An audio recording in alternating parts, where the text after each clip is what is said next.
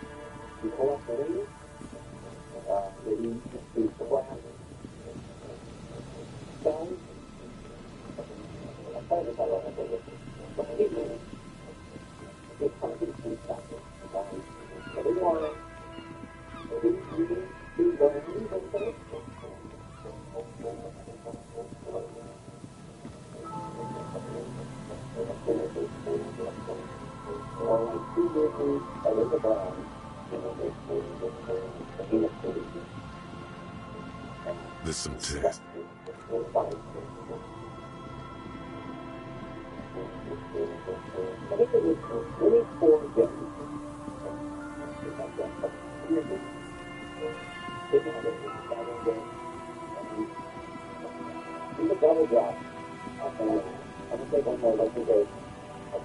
A metal payphone under a yellow plastic dome. There's a bitter, caustic taste on the tip of your tongue.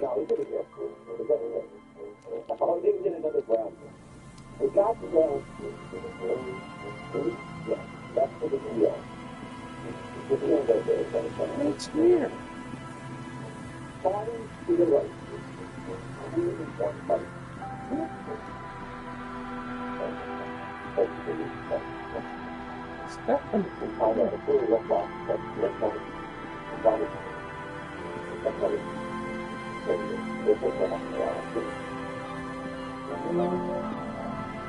You see, once a slogan used to intertwine with above the mural, a collapsed roof, broken windows set in walls that are cracking and will soon also form, and the coastal breeze rustling and sighing in the remains of the edifice.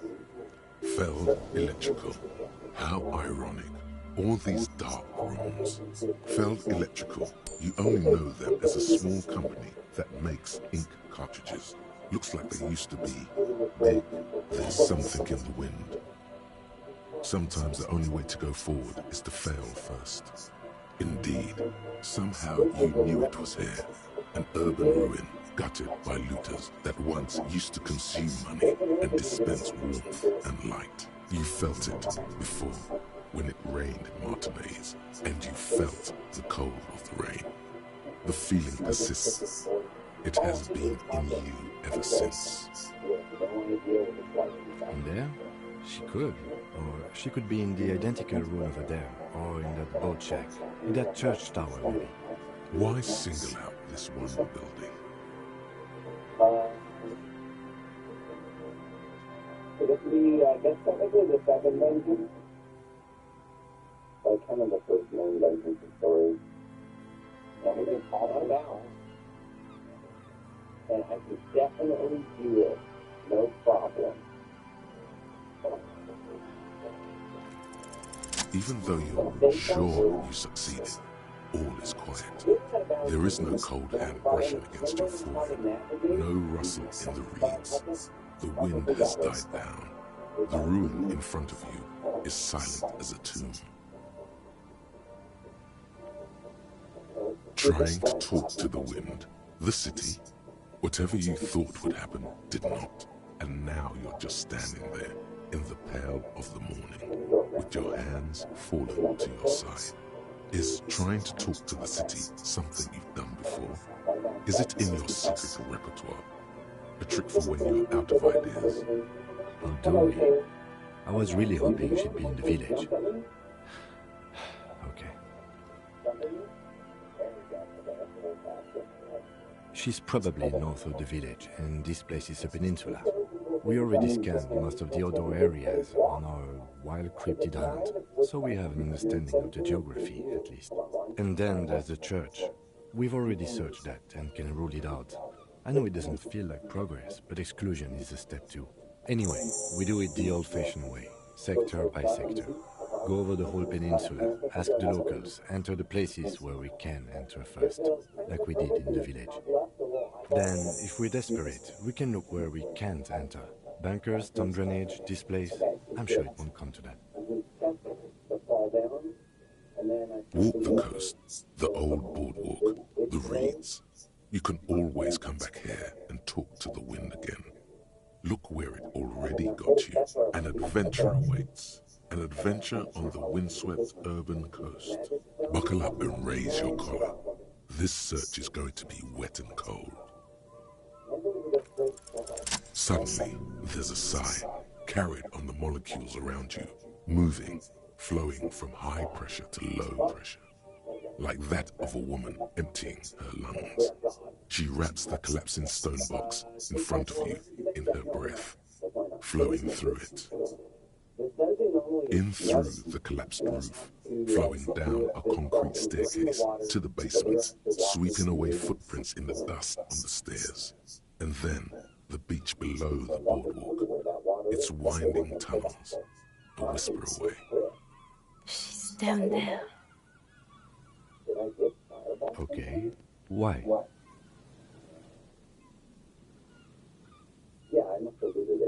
Right. How do we get in there? The doors were on the collapsed side of this building. They're gone, basically. Finally, my time to shine. Perhaps you can climb them. We are not climbing anything. I'm 43 years old, and I plan to live to see 70. There has to be a way to use brute force. Climbing sounds unsafe. Brute force is safe. Look around and find something to break if the ladder fails.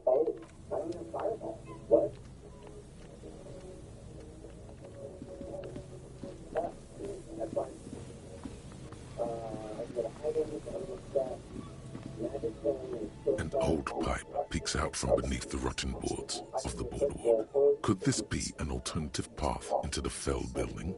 A building like this must have multiple doors serving various functions. Perhaps a basement access. Your eyes slowly begin to adjust to the darkness inside the drainage pipe. The lieutenant looks over your shoulder. Did I open that chest when I out of bounds? Okay, we gotta reset. We got time. We gotta reset. Come on. An ordinary drainage pipe. Darkness. I opened 3 chests. As your eyes adjust, you see some trash. Crumpled up newspapers, cigarette butts. Someone has half-heartedly spray-painted skulls on the right side. And nothing. Broken glass from bottles thrown against the walls of the pipe. A syringe.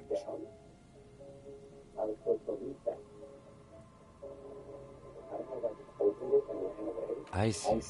Another stop on your crusade against narcomania. I was hoping we were in pursuit of a murder suspect.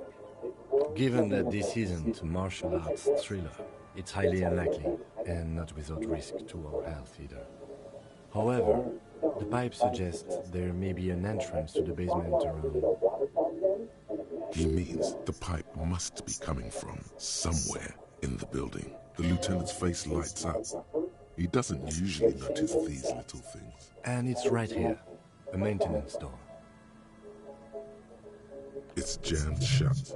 The subtle approach isn't going to work on this one. Oh yeah, big boy time. This needs you to put your back into it.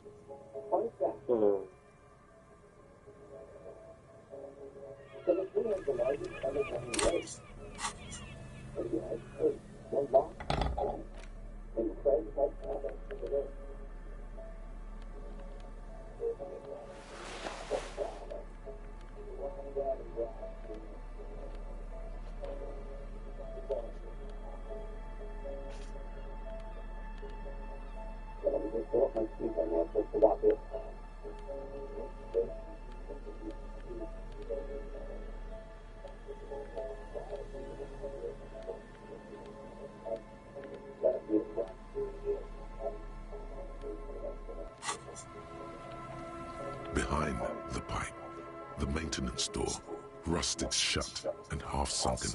The metal doors are heavy and the flaking rust hurts your palms. But together with the lieutenant, you manage to slide them open just enough to squeeze in. Good work. Shall we?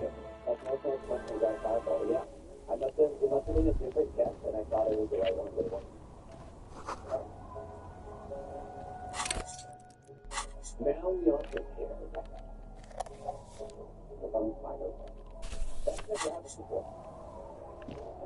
But that's exactly what.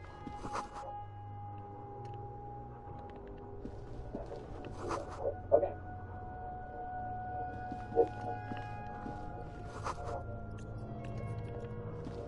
The rest of the places, if I mess up, like the crafting or something else, we've got backup safe.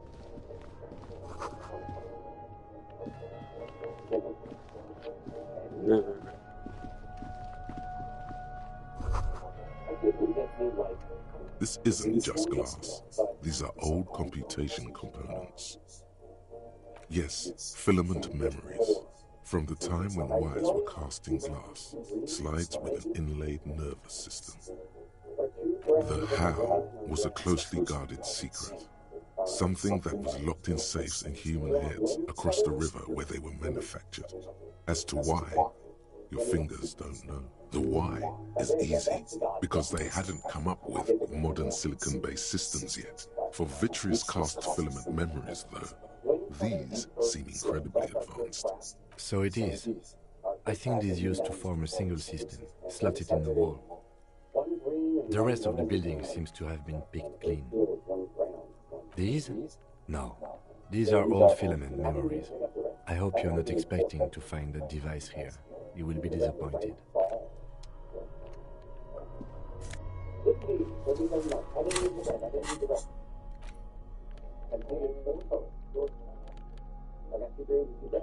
Suggestions. Come on.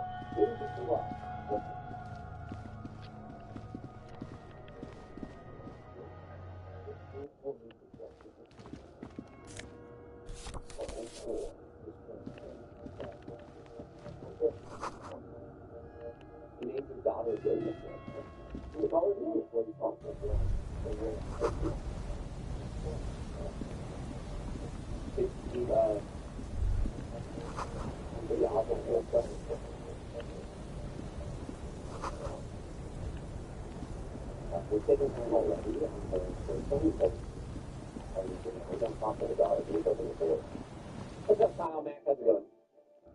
No one will let me.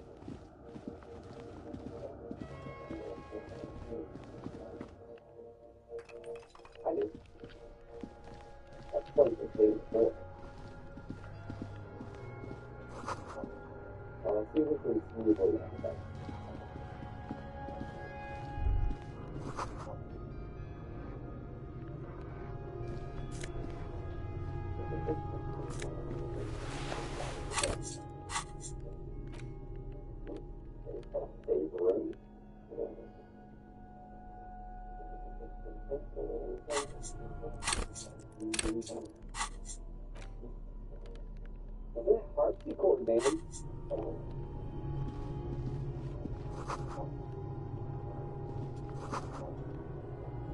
A mustachioed and mutton-chopped man, amateurishly depicted.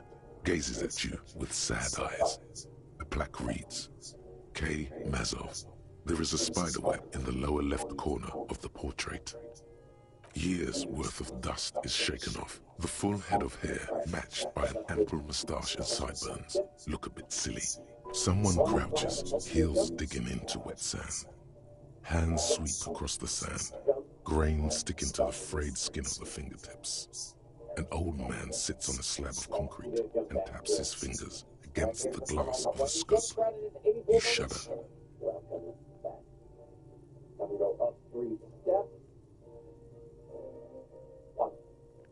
Yes, I can see that. Looks like some communists were hiding out here. They left a long time ago. The lieutenant does not seem to share your enthusiasm. Half a century? This was probably part of the network of defense posts the communards built against the amphibious landing. I think the purpose of this bunker was to produce propaganda. It would have had radio equipment back then, but that's all been looted. We have found a lot of those lately. I guess what most people think of as history tends to linger in rundown neighborhoods. Martinez being what it is, no one has gone through the trouble of cleaning out the old bunkers.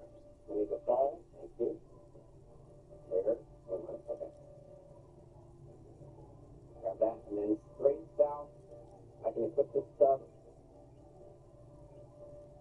Thank you. Items. Magic stone on shortcut. Cool. Let's go. You don't have a weapon at this point in the game.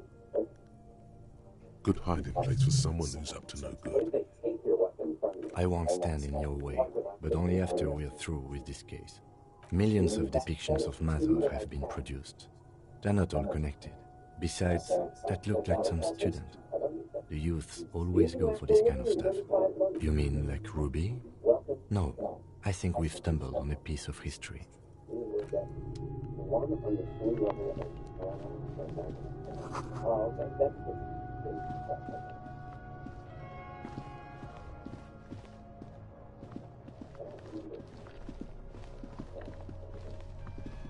I don't even need two magic stones. It's just like nice to have it. So it can go more melee, I think. Dark and matter. 3 months. Well, for that. It should only take one to kill this guy. Good. Let's see here. I don't remember.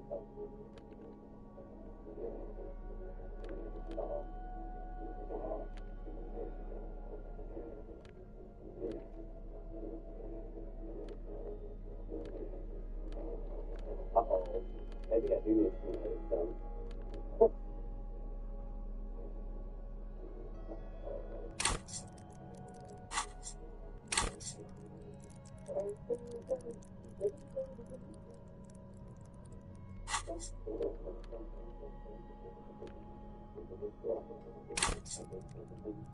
Yes, I played all the way to Kingdom Come Deliverance. Okay. First foot. Darkened matter. Eternally blue. Okay. 3 months. Not right now, Zendy. Perhaps one day. Walk in you. 2 world record runs through this in these drafts or anything. I think there is one new strat that I don't do in my world record run, which is skipping the first boss fight with Captain, whatever his name is. Daryl? Is it Daryl? I think it's Daryl.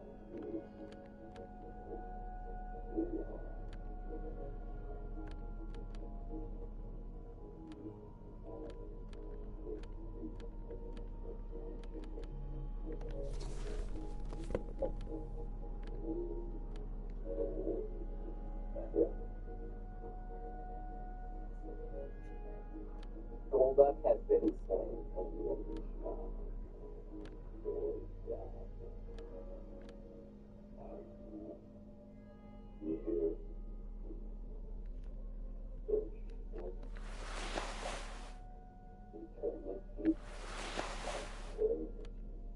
What's up, Anonymous? How you doing?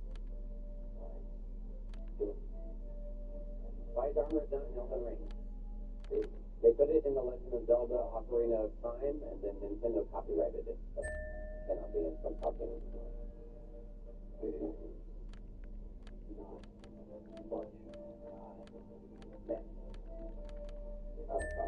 type.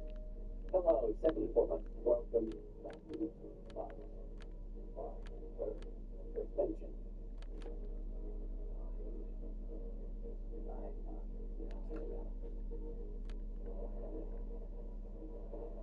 Thank you. I will. I'm done soon. Okay. Ooh, I think I just run north out of the. We do the same amount of bounds again, and I think we just run north. But I'm not 100% sure. Oh, it is north-northwest. Yeah. There it is again, like a swarm of hornets buzzing under your scalp. A strange tingling you can almost smell. No, what do you mean? I don't feel it, but we should still be careful. There were footprints back there, and I'm pretty sure they were fresh. No, but you are the sensitive one. It's not a quib. The situation is dangerous. He trusts your gut feeling on this. Looks like our suspect. If she's in here, we need to plan our next step carefully. Once we detain a credible suspect, who knows what the Union and the Wild Pines will do? We'll set in motion events we have no control over. You will upset the balance of power in Martinez. The deadlock between the company and the Union will destabilize. This part of town is a fine clockwork puzzle. Disturb its peace, and it will start breaking down uncontrollably. Keep calm. Go over the whole situation in detail. Get this crab out of here. I leave that to your judgment. You already know what I think about cross-pollinating information like this. It's dangerous, but... He just can't be sure. Maybe it will yield something useful. Okay, why not? Whatever goes down might also affect her. The Union is watching her closely now. Not closely enough, you suspect. But still, good idea to visit her once more. Well, we are not responsible for what we can't predict, are we? I don't think the entire city will be razed to the ground. If you can't predict it, there's nothing you could have done. I think I see a cavern. Maybe more cellars? I think we've been careful enough. We still have the element of surprise. I wouldn't be so sure. You haven't exactly been sneaking. Or maybe not. Either way, once we go deeper, there will be no turning back.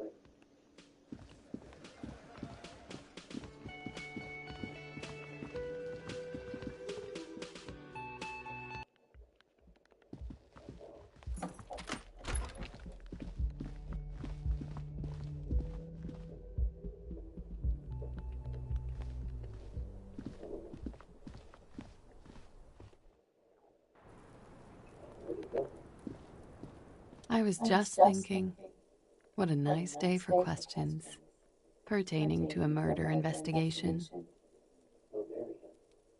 Oh, Did you take the document?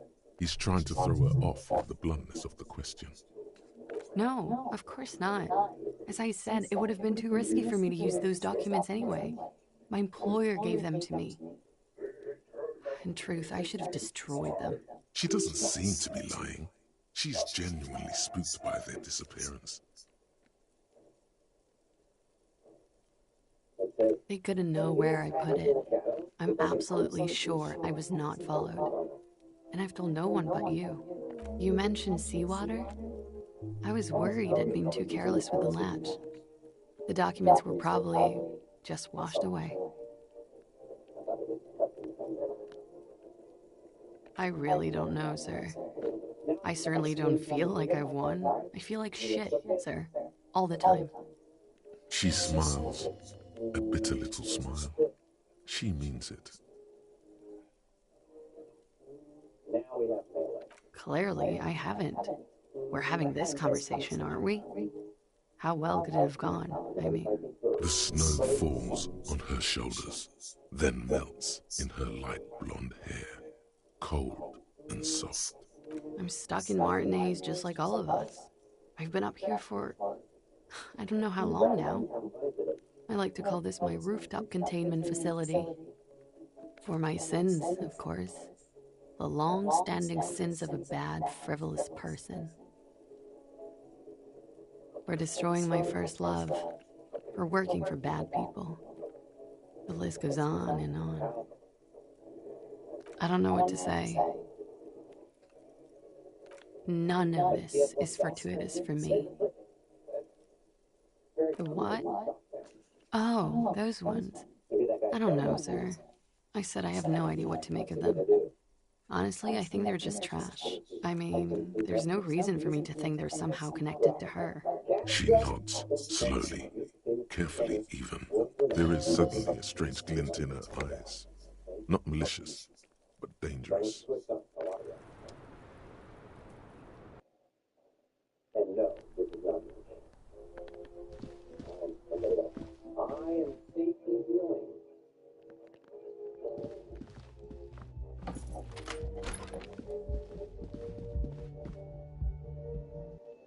After the backup. You live a real family in the kitchen. Maybe you should try it. No, probably not.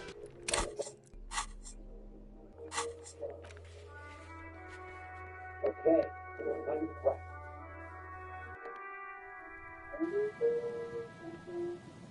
And we're going to replace fireballs. So one of them.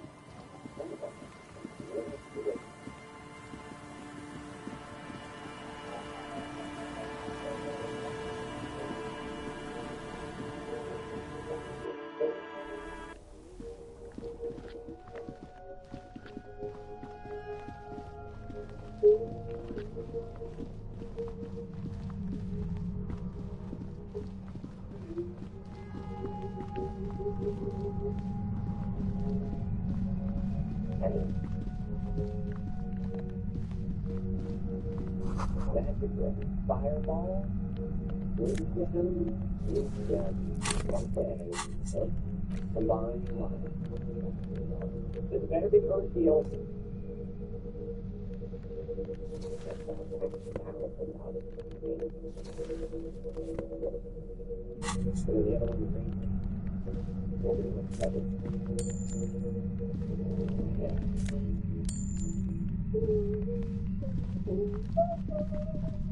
Suddenly, your entire body is paralyzed. Aggressive white noise fills your skull. A strange pain like you've never felt before. Through the static, you hear a woman's voice. It's like 1,000 radio stations are being blasted into your head all at once. But her words are the only ones you can make out. I know you're feeling pretty uncomfortable right now. Don't move too much or fight it. That'll just make it worse. Can't say it's a pleasure, officer. I was really hoping not to make your acquaintance. But here we are. The voice coming through the whirlwind of pain is not malicious. She doesn't want to hurt you, but she has to. Doesn't wish to hurt you. Not according to your ear canals. Wait, no, not even your ear canals. This is going directly into your neural pathways. No, buddy, let's not go down. You can't shield yourself from this. It's an entirely new type of experience. Way worse than all the previous ones. Don't focus on the pain. Focus on doing her job. Tell her she's under arrest. Really now? Check this out. You're overwhelmed with a new surge of violent static. It feels like a blood vessel exploded in your brain.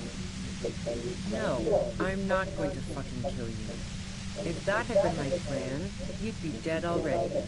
All things considered, I'm being pretty reasonable here. I'm using a pale latitude compressor. You and your partner have been caught in its field. The explosion of static you're hearing is the ULAN frequency, blasted from that pale emitter that Angus mentioned. Saw my equations? You've been sniffing through my lorry, right? I expected as much. I am a bit surprised you knew what you were looking at. A pale latitude compressor is used to sort of make the pale more manageable. With a lot of these, you can force a radio signal grid on the pale, literally crunch the distance across it. Signals are relayed across a series of repeater stations fixed to buoys. Not a fun job manning those stations. All alone out there in the pale, people lose their minds in just a few years. So, what we are experiencing is a concentration of radio waves. Precisely. This is an industrial strength paraboloid. It's meant for forcing dimensions on something that doesn't have them. Needless to say, the frequencies used are out of this world. At the upper limit is the large prime number generator station. It's used specifically for pale latitude compression. That's why you may be hearing some numbers. But you might also hear, or think you're hearing, local radio chatter. She's been holed up in here for a while, no one to talk to. Keep her talking, and you just might get an opportunity to break loose. I built it myself. And she's proud of it too, as she ought to be. This is way beyond your abilities. That's illegal. I'm guessing it's patented. But we are beyond that, aren't we? Oh yeah, way beyond. No, once I shut down the compressor, the pain will end. It may take a few minutes for you to steady yourself though. It's a bit like waking out of a very confusing dream. Yeah, I stuck my head in there before using it on you. It seemed like the ethical thing to do. Can't say that I enjoyed it. The field was weaker, but I can imagine what you're going through. Yeah, let's not talk about that shit. You were hunting me and fell into my trap instead. That's all there is to say about it. So she thinks of you as hunters, not the cops, and of herself merely as prey. If you've got something really important to say, you can do it through the white noise.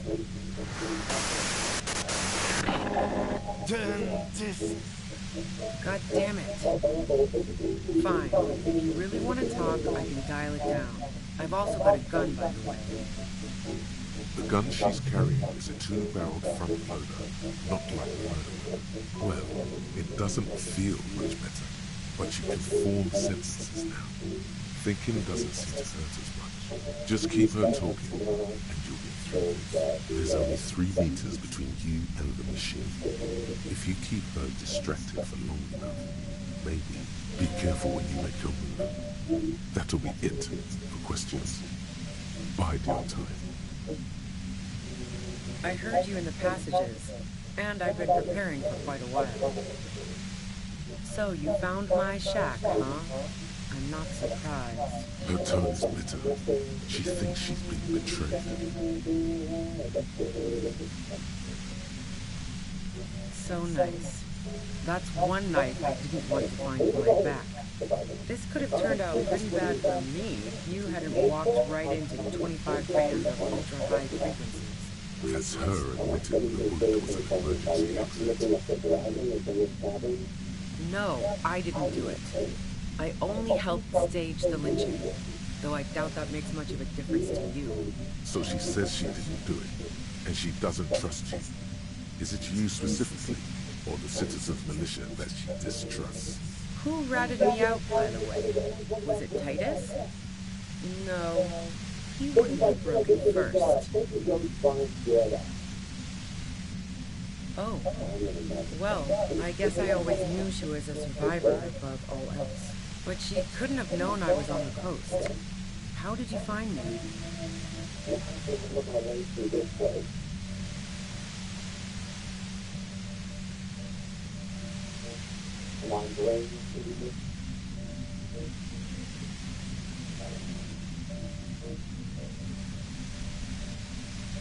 Oh, fuck. Took some convincing my ass. Those guys liked me, I know it. This is what happens to people who people like.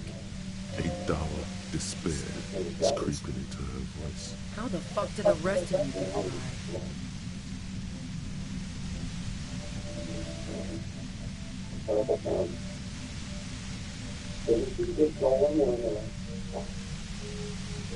I did, didn't I? Now you come for me. Fuck them all the same. That did make her forgive them a little.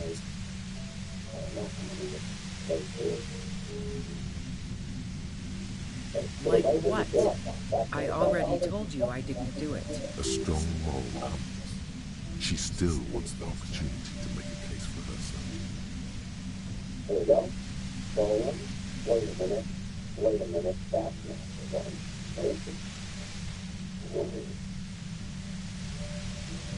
maybe I just know what's up. Who doesn't? Oh, you probably mean Claudia's rooftop. Sure, I've hung out there. She's got this great antenna.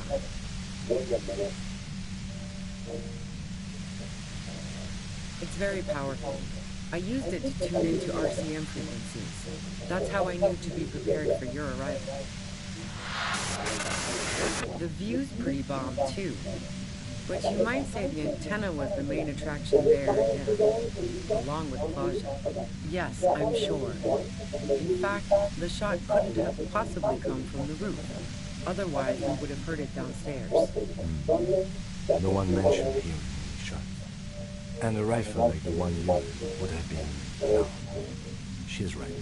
I don't think the shot came from the roof. Man, I was with the boys the whole night. I hope they at least bothered to impress that.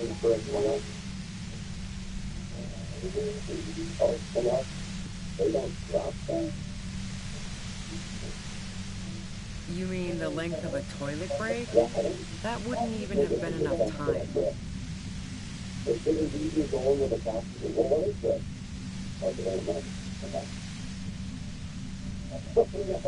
Look, fuck you, man. I might also have stopped by the bar. She speaketh truth. Wow. Now I'm curious. Please, explain. No. Not since I was 14 and hanging out in the only diner in Dardenne. Haven't been into low-risk, no-reward games since moving to the city. Why?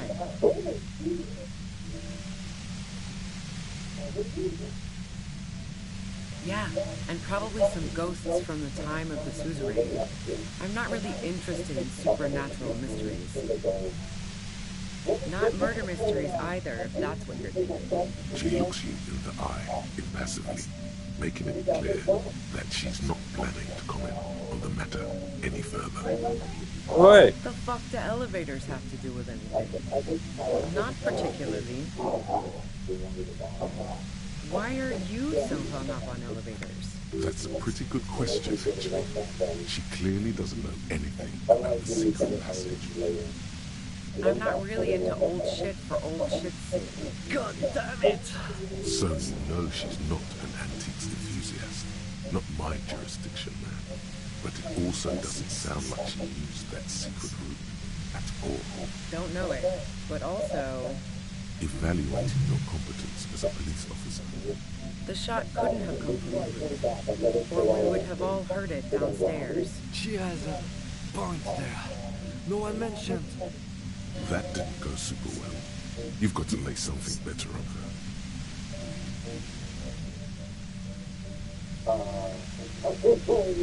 I considered her a good friend, yeah.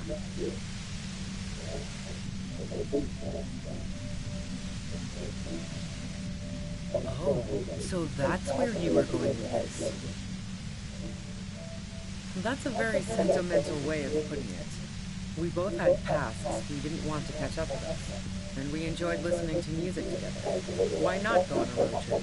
The lieutenant watches her expectantly, occasionally shaking from the pain. Okay, fine. I was into her. Claudia was into me too for a time, I know it. We even fooled around once. And yeah, after that I thought maybe we could make a go of it. Claudia only said they maybe kissed. Someone is lying here. If that's what she wants on the record, so be it. I'm not about to go into details for you to jerk off to later. Seriously, just move on. She rejected me with some wishy-washy bullshit about how she was confused because she felt so close to me and valued my friendship so much, and how guilty she felt for leaving me on. I knew that wasn't the whole story, but thought, fine, I'll take it and move on. No ill will there. It wasn't a problem for her.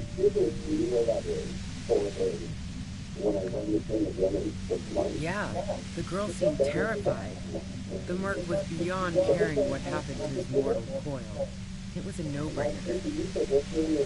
Yeah, one time when we'd both been drinking, I said some heated things about how dangerous her patterns with men were. I was a little worried she'd blow it out of proportion in her head. All the drugs she was doing can make you feel like you're living in a DeLorean tragedy. By the way, DeLorean tragedies are still held in high regard for innovation in language and motif. What the hell, man? Yeah, why not? I've gotten worse. Her hand slipped from the dial of the compressor for a moment, almost turning it down. Then she put her hand back. Not yet. Not yet. Wow. Pissing, pinball, and now peeping. I'm just not following your insinuations, Detective. Look, I'm not aware of any hole in Claudia's wall. And if I had been, I would have told her to get it sealed. That's what friends do. Nope. Look, she has an effect on people. That je ne sais quoi that makes it impossible not to look at her when she walks into the room, and very difficult to look away. But travel enough and you realize, for the same reason that she's everyone's type as an object of desire, she's not irreplaceable. Go ahead. And mine too, he thinks. But keep on. This must be done. I didn't like him. Hardened mercenaries aren't particularly likable types.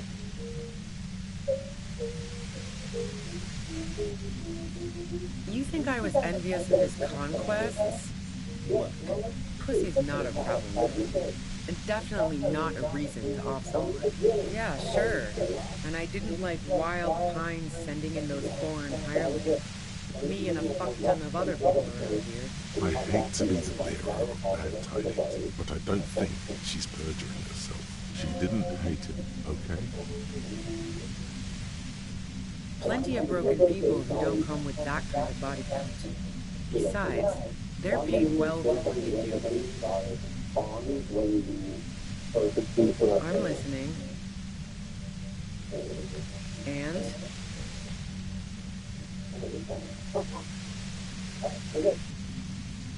Sure don't. A breech loader? No. This is such a wipeout.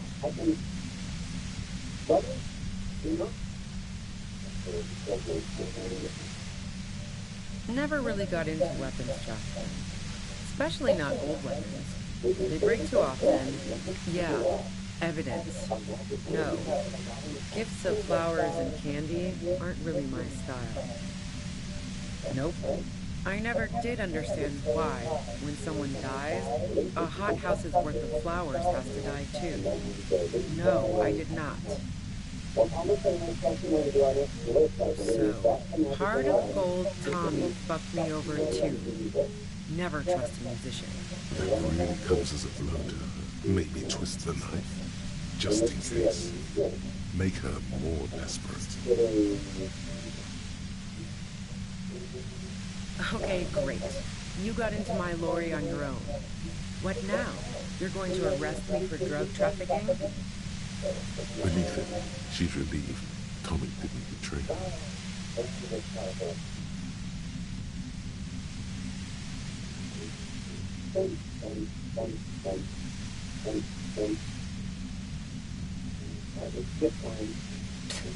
That's your prerogative. Drugs don't make people abuse them. Hopelessness does. As for the drug trade, it would continue with or without me. I like to think that my efficiency as an organizer has at least prevented some internal conflicts. She's proud of her organizational abilities even now, and trying to raise that pride as a bulwark against the desperation. Man, it's to get away from all that murderous shit that I left Jamrock, my previous employer, for the union. She deliberately avoided naming the mob she worked for. We might be able to find this out later. I got lucky being a dispatcher. Never had to do any of the really dirty work myself. This gun has only been used for self-defense against serious scum. There. It's going to be easier to reach the machine now. Based on what I've heard about you, you are serious scum. Yeah? Where? More questions before doing anything. How should I know? As I keep saying, he already had a bullet in his head when I got to him, and there hasn't been any useful gossip in 3. Those rings around her eyes, her tired voice. She's been staying up late, listening in on the conversations crisscrossing Martinez. Police radio? You've been following the case? Who hasn't? You know, I can still see him there, in Claus's room, lying on his side. He was still warm, but the bluish light coming through the broken window made him look as though he'd been dead for a good long while. She eyes you warily, as though gauging your sincerity. She's refusing to adopt the demeanor of a cornered animal, a leader with no one to lead. She still wants to retain some control of the situation. It's okay. We just want to... All right, don't kill yourself over it. I was shooting the shit with Hardy and the boys over a few beers, like always. Then Klasha comes in, all pale and shuddering. She sits down with a drink, trying to steady her nerves. So I grab a seat next to her. Oh yeah, super. But I didn't think too much of it at first. I'd seen her party hard before. No, I really didn't. She's not that easy to read. I just assumed she'd done too much blow. It wouldn't be a first for her. But no such luck. She was in some deep shit. She asked me to come upstairs. The merc she'd been going with was lying on the bedroom floor, dead. I knew she couldn't get the authorities involved, so yeah. You made it look like he'd been hanged.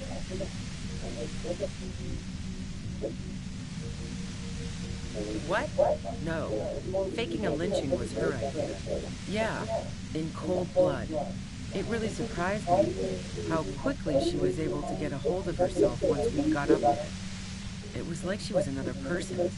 The party girl was gone. She asked me to help her drag him into the shower so she could wind the shower head around his neck to fake lividity. Then she dressed him while I went to get the Hardy boys. Classy knew exactly what she was doing. You can't remain calm under pressure otherwise. She lied to you about that, too. Yeah, I wasn't sure whether to admire her or be disturbed. As I keep telling you cops, we didn't hear anything downstairs. No gunshot, nothing. But even if this is true, weren't you worried the lynching might lead to... War? The thought crossed my mind. But the mercenary's death was going to have repercussions either way. Although the way things are going... She doesn't want to talk about this, but not because she has something to hide. She doesn't want the guilt. Fuck it. I'm not responsible for these people after what they did to me. I saw you roll into town. I wasn't about to stick around for questioning by a goddamn La Puta Madre agent. So this is what she was scared to tell Titus. This girl. Yes, you. Everyone says you're his peon, his human can opener. Through the sudden sharp pain in your head, you hear the lieutenant mumble something to himself. Fucking hell. And why me? You hear through the white noise. It's especially bad suddenly. Felt like a vein exploded.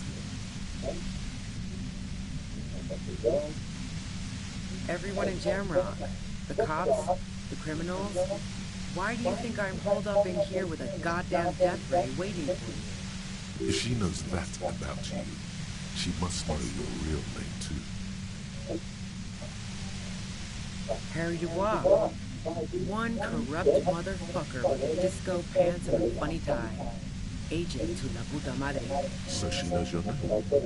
That doesn't mean you're on the tape. Criminals make up bogus stories about cops all the time. Is that a joke or a threat? I'm guessing both.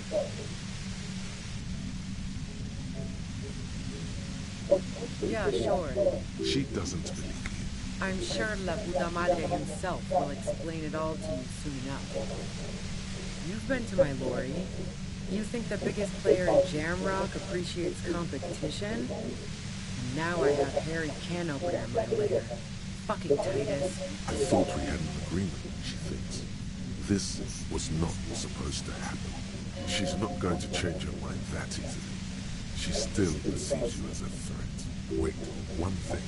Possibly small, but she said you rolled into town. Was that you singular or plural? She might know something. Yeah, you had your death squad with you. What happened to them anyway? Sure you do. I bet they're just outside waiting. I guess I'll take my chances. Well, it wasn't this scrawny dude. You had two guys and a lady. The guys looked pretty buff. The lady wasn't bad either. One of the guys seemed chipper, a blonde. The other had a brooding something or other about him. And the woman was the only one in uniform. All were carrying. That sound about right? No idea who these people are. Literally. Satellite Officer Vic Blair looks out of the window grimly, then puts his coffee down and turns to the patrol officer. We can either take a room here in the whirling or go home for today. Let's go home, John. Nothing's going to happen today, she responds quietly. John takes his blonde wig off. Call Idlestan. He can give us a ride.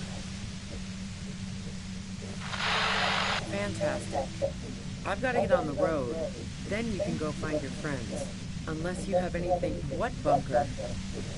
Don't know anything about it. No one's been around since I set up camp.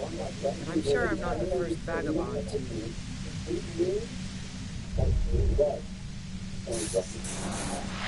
Keep calm.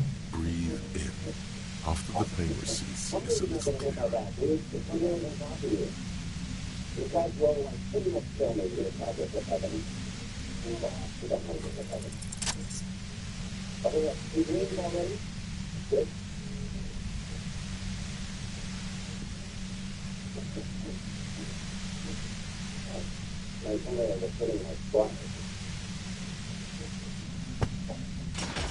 dig it. The compressor lies broken on its side. It's quiet in your head again. It still hurts like hell, but... She looks at the machine, assessing the damage. Her hand trembles. Oh, fuck it.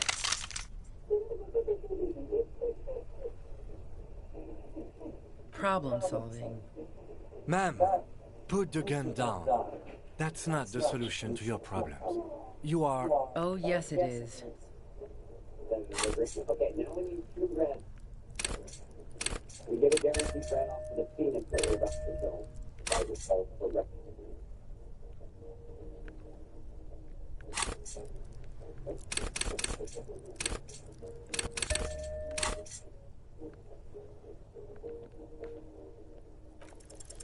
She's truly desperate. She thinks she has no other options. You need to give her options. You know. This is how you talk her out of it. It's the only scenario in which she lives.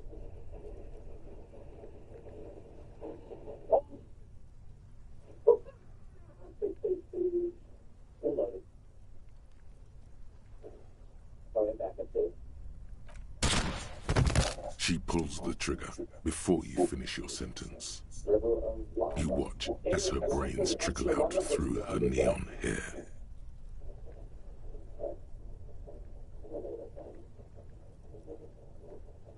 We clean up. It may take days for processing to pick up her body. We need to move it somewhere. That tent there.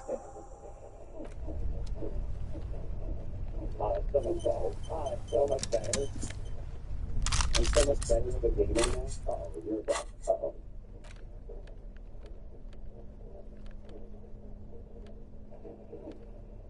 Oh, that's terrible. That's terrible, bro. Holy shit, I'm getting risky.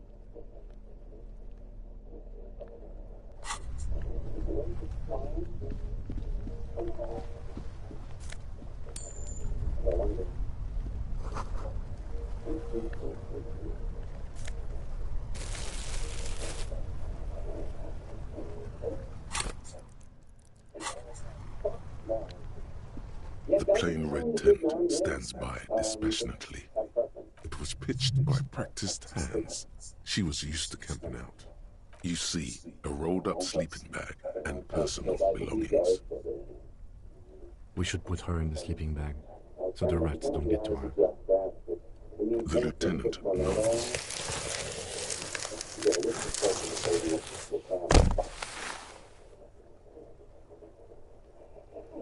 There she lies, cocooned in the sleeping bag, surrounded by empty cigarette packs, books, and half-read magazines.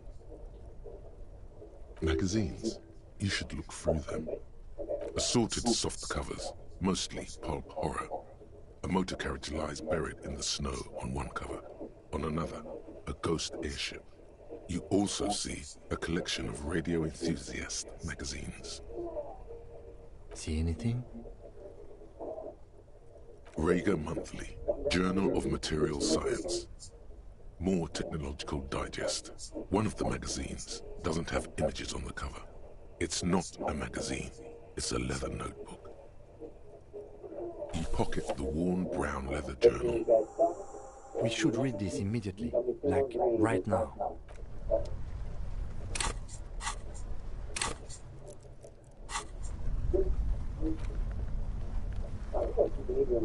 A thick journal.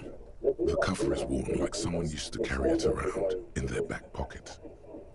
It's made of full-grain leather.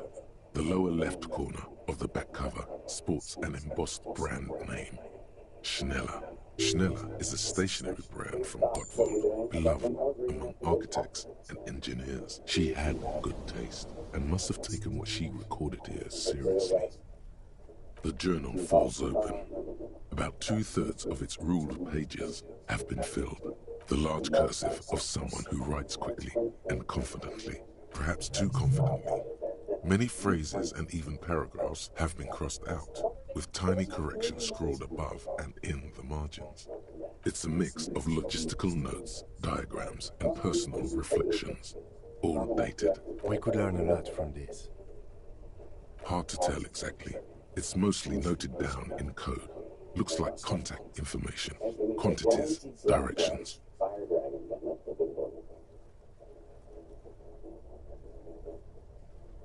There could be useful information about local operations in those notes.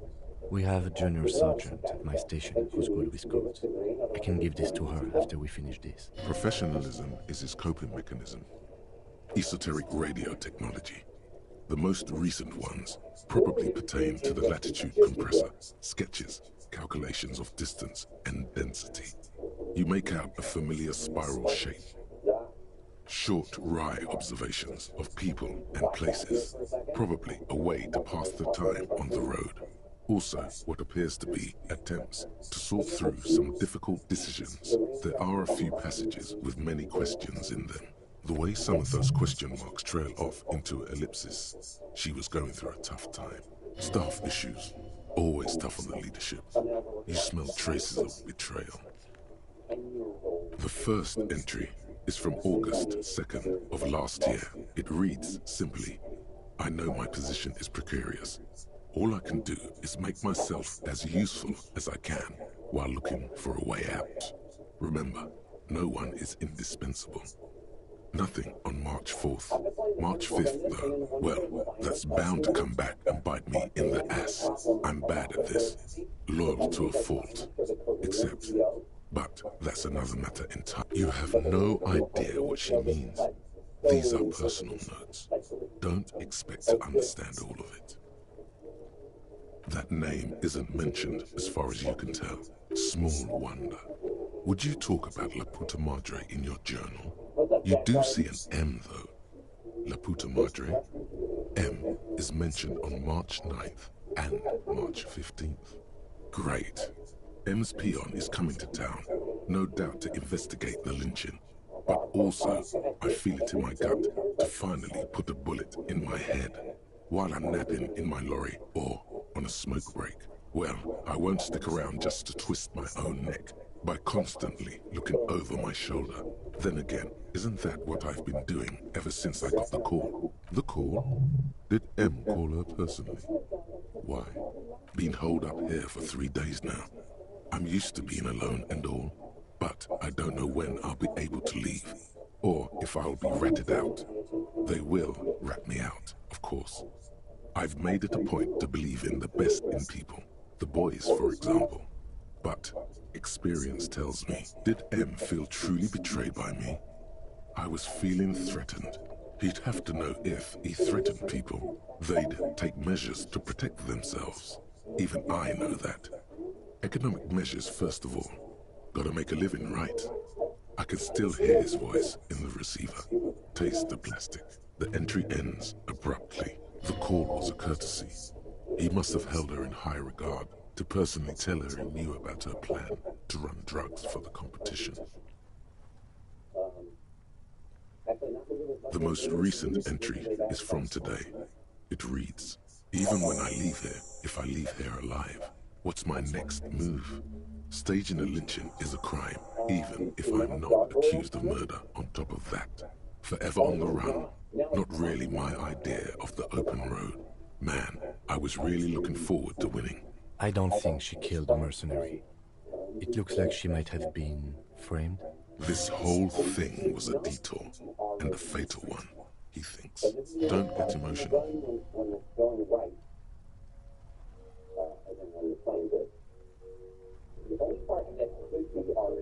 By the Hardy Boys? By Glacier? By us? No, I don't think you are. Ask someone in your precinct if you want to be sure. He truly does not believe you are. Perhaps he shouldn't be so trusting. His trust is well placed. You aren't. You can feel it. Glacier was the one who pointed the finger at Ruby. Perhaps she was trying to steer us away from herself, or... Either way, we need to keep an eye on her. One thing is for certain. We have business back in the whirling and rags. Questions to ask. We should get to it. The plane...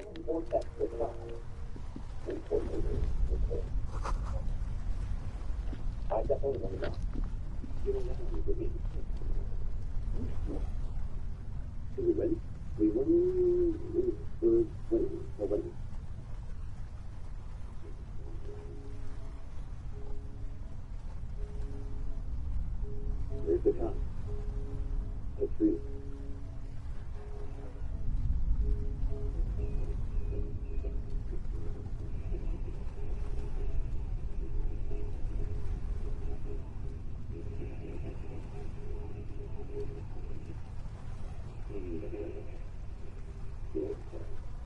Let's go. Let's go.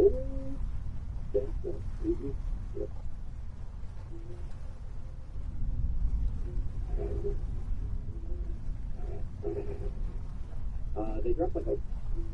Oh, the magic crystal is what they drop. Oh yeah, we don't need to do any more crafting. Now I just need to remember how to get through this area. I need to loot a sword right there. Hunting sword.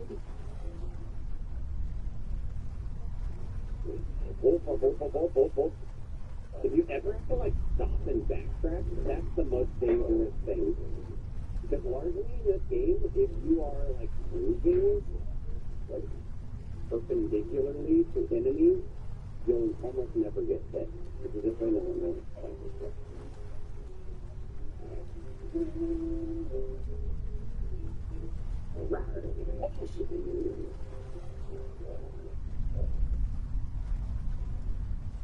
It's not about remembering the food. This is that cool. Tornadoes? This is where it's dark. The game would be more popular. All the things still fans skipping the gym. Maybe I will submit this for AGDQ.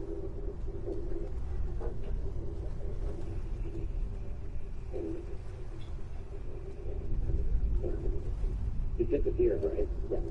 The rest of them. It's close.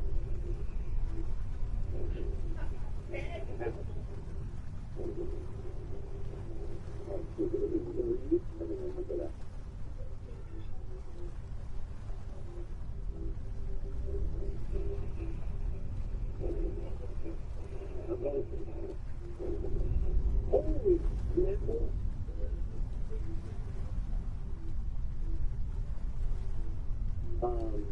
Do you reckon the room is pretty good? I would enjoy that thing, I think. Vortex, bust out the vortex. Got a fairy. I don't even know if fairies are active. I think we get the sacrifice. Yeah.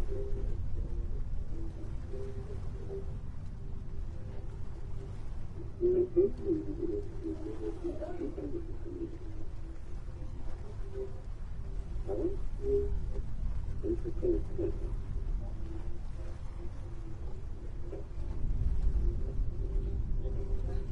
This is a good look. Yeah. I hope. Where the hell am I? Wait, no, I think this is right. You got being sick. No.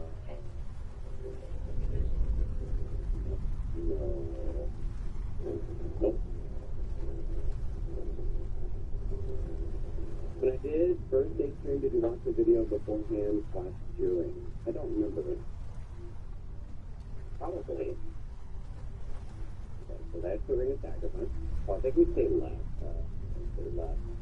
Yeah, what I did last time.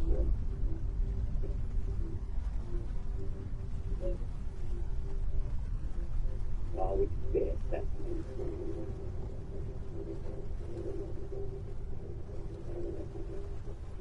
Hit this bad boy. Okay, smoothie switches.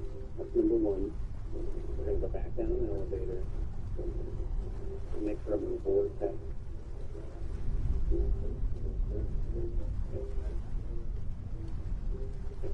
So it sounds like a flute.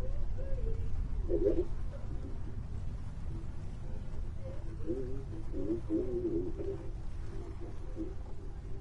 You remember you get in with one? Yeah, but I did one run in the last year and a half maybe. So I don't think one run is enough to like bring me back to fully memorized again. Especially after another 6 month period. Let's go around. Let me go back to the more gargoyle.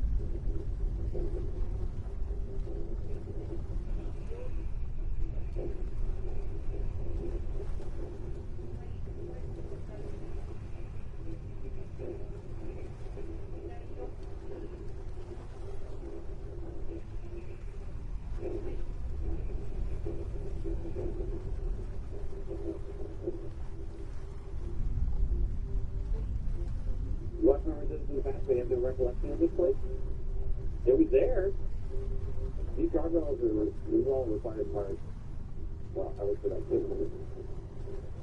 Haven't found any tips for this place. That would be handy.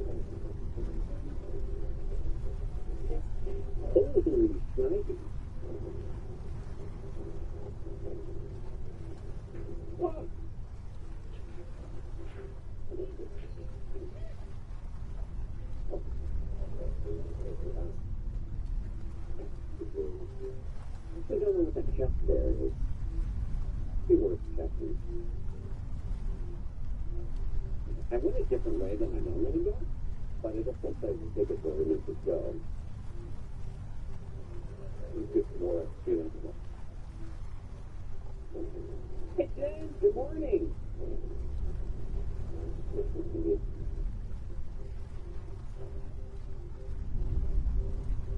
Yes, I do still want to play Gothic, and I even looked at them recently. I have them on Gothic, and I looked, and I was like,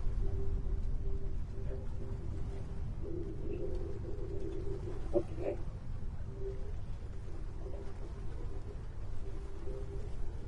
The level design is so wild.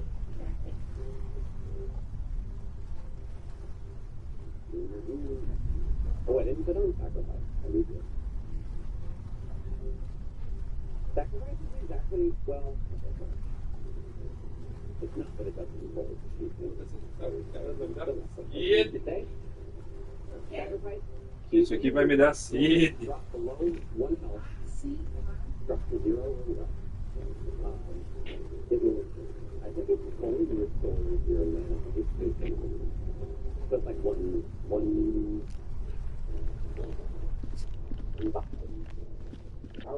Aquele que eu vou falar, Sim. Lazarento, né? We ignore the shit of Lila. He gets pissed off by the shit a lot of dialogue. It's a long story.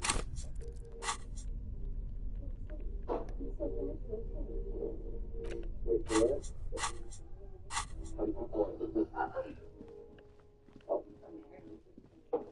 It's a long story. Yep, that's why I'm not going to listen to you. You need to go. Yep. And then just go.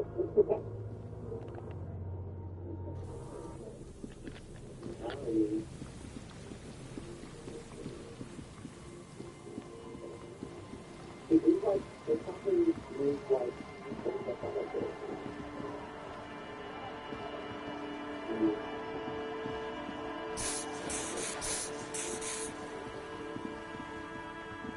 you want to go forward.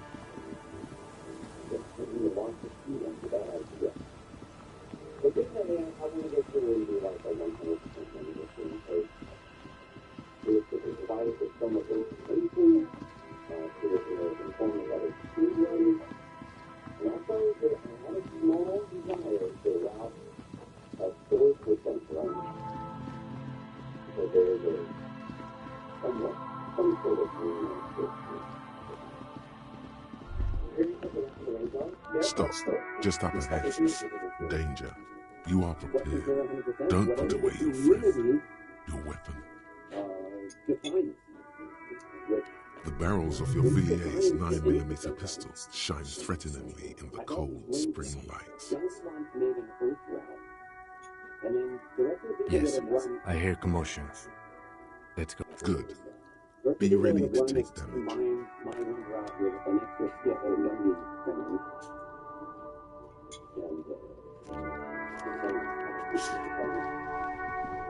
I'm all out of shits to give, loincloth. Welcome to the fucking reckoning.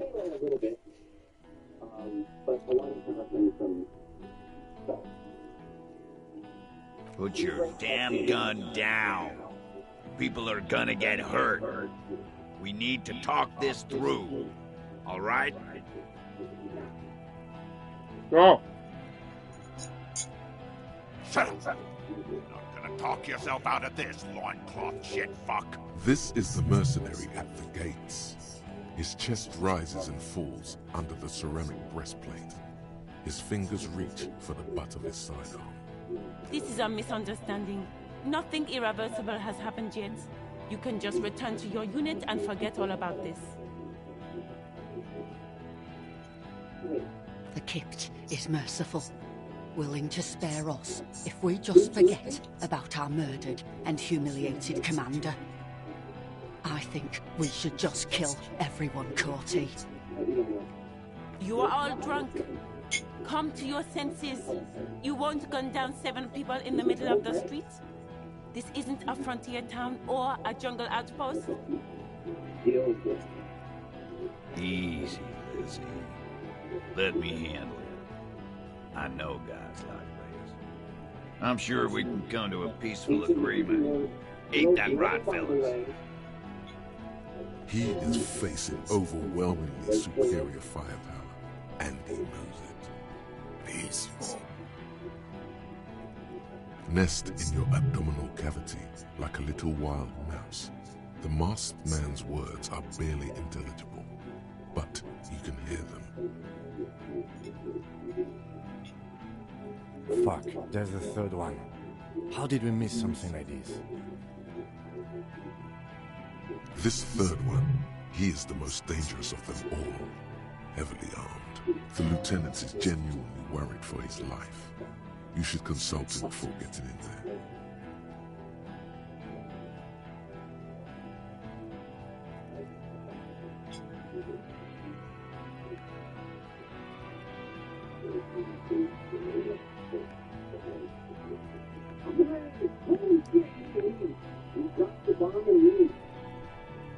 The mercenary tribunal. My plan is not to get killed, but we have to intervene.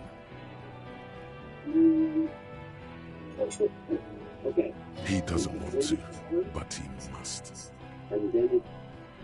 If this turns into a firefight, we should take him out first.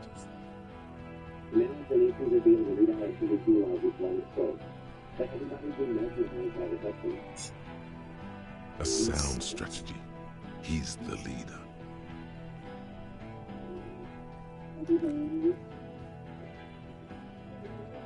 Get lost, comedian. You cops had your chance. Now it's fucking time for some justice. Pig fuck! Ah, yeah. Welcome to the fucking party. You're probably gonna get killed too. I don't give a shit if you're cops.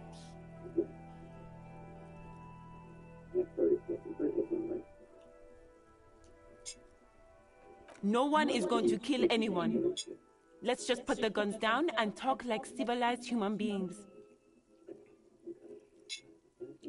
She doesn't seem to understand the severity of the situation. With a wordless gurgle, the killer loads his long rifle.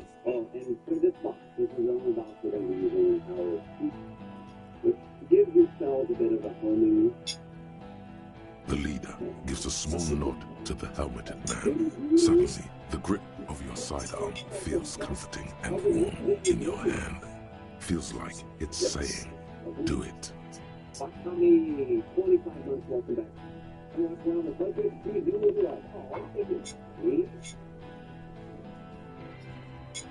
Shoot him in the mouth.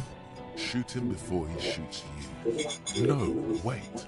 It's good you have that gun. It really is. Just soften him up first.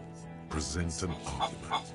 Even if it comes to a fight, it's always a good idea to drag it out first. Get under his skin. I don't know about this getting under his skin. What if he gets under yours? I'm barely keeping your hand from trembling here. Peace. Always peace. It has worked thus far. Start with the first idea you have, then move down from that. Please.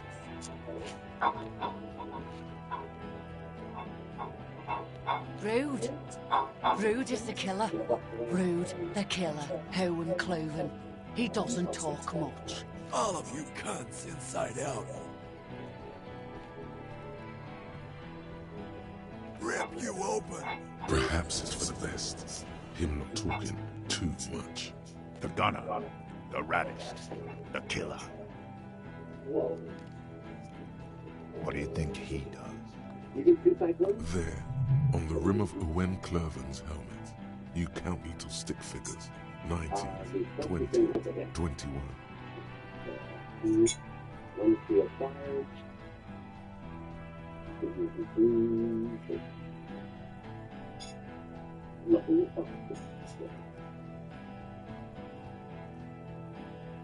An interesting thing about this game is your defense, your physical defense, About 50 little stick figures, all of them black, plus 2 little white ones in the end. These men served in Seminole, the native islanders.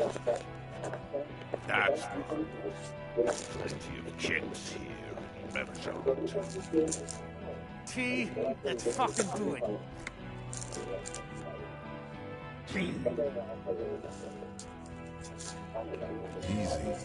Easy now. Yeah? Who did that?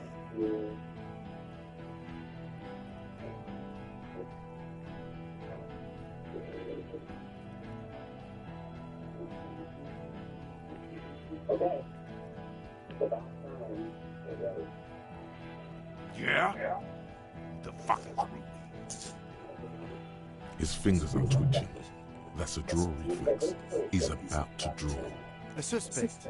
Ruby is a suspect we chased down on the coast. She was hiding.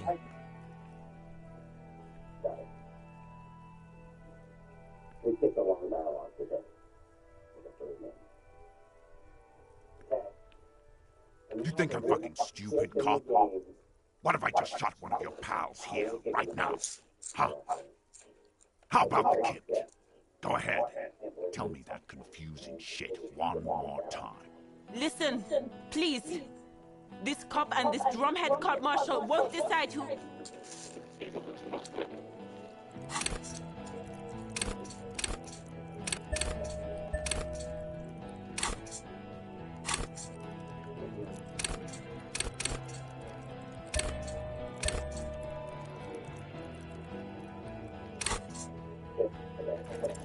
The Hardy Boys confessed to hanging him, all together. Titus said we took him out back and hanged him.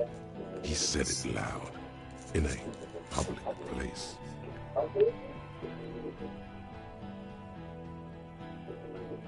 You're lying, DePaul heard. A Kiel Model 40 revolver, 8 rounds in the barrel. The gun slowly sways in his hand from the inebriation. You heard wrong. Your friend wasn't hanged. He was shot. We found a bullet in his head. Fucking liars. The shot rings in your ears, a low, tinny ring. Then the Hardy Boys yell something. The young woman stands and looks behind her. The shot has flown over her head, crashing a small pane of the glass window behind her. I missed. Not true. He purposefully over-aimed and shot the window. You had him second-guessing himself, only for a second. Do not assume he will miss the next time. I know what I heard, Corty. They said they killed him. They said it was a good way to end a Sunday night. That doesn't sound good. You need to change the topic now, or there will be another shot. What topic? Shots have been fired. Act before it's too late. This was a close call. Yes. So what? Nah. I'm clear as day. Fucking government-ordained super soldier. Enough already! What is this? We didn't come here to fucking chat! Interrupt me again and I will execute you on the spot, Lance Corporal. You think I care what that company cunt thinks?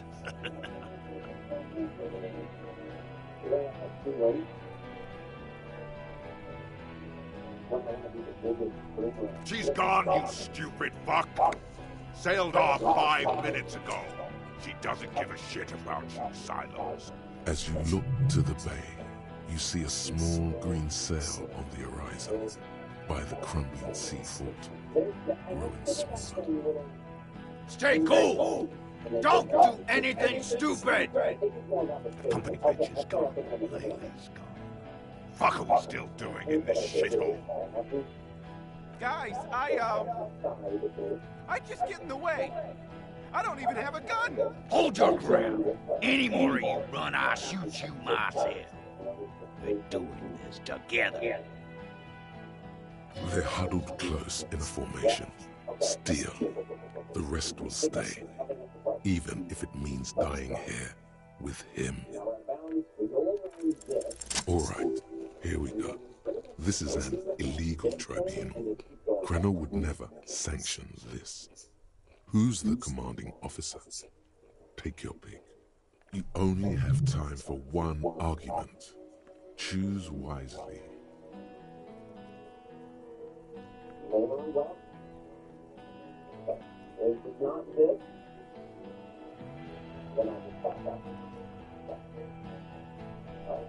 I think that's what we was middle of it. I can go all the way back and look at it. So it's west.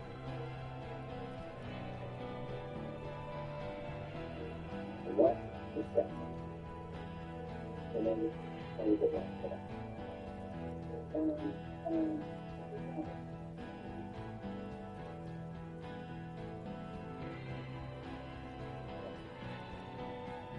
That's what Jimmy.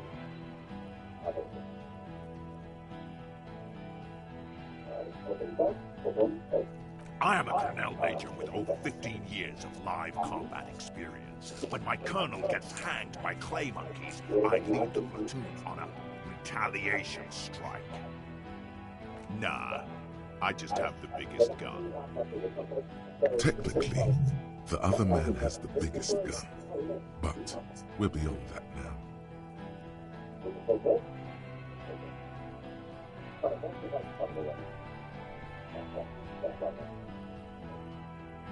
King Reaper. You're right. But you see, I want it to end bloodshed. Okay, it's not much, but he's thinking about something else, and his hand is off the gun. This did something. Now fire. Fuck them up. Do it. The muscles on your back tense up.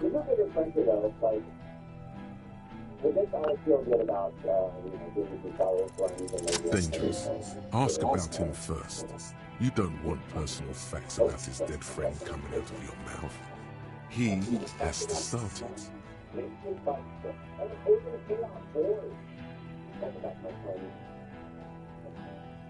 Sergeant Major Raoul Cortiner, reporting in to burn this fucking mud hut to the ground.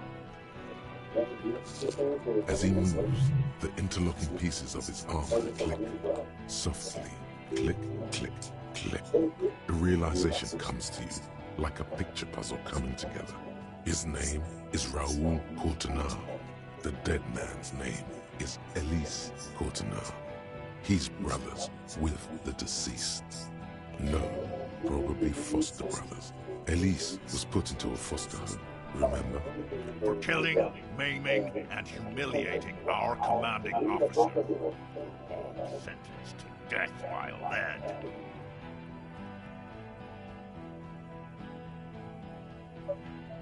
He sways from left to right, inspecting you. He wasn't my fucking brother. We just grew up on the same farm, got beat into place by the same sick fuck. Same fucking mud hut town, too. Okay, good. Ooh, Laylee. We researched him. We contacted the ICP and looked at his birth records. That was in there. And other things. They fucking put Laylee in a leaf compactor, and now these cunts finished the job. There's real anguish in his voice, A drunken sadness suddenly engulfs him. Memories. It's a mindfuck, Corty. He wasn't put in a leaf compactor. They're making it up to fuck with us. Major, permission to... Open fire. We can't have that. Interfere now.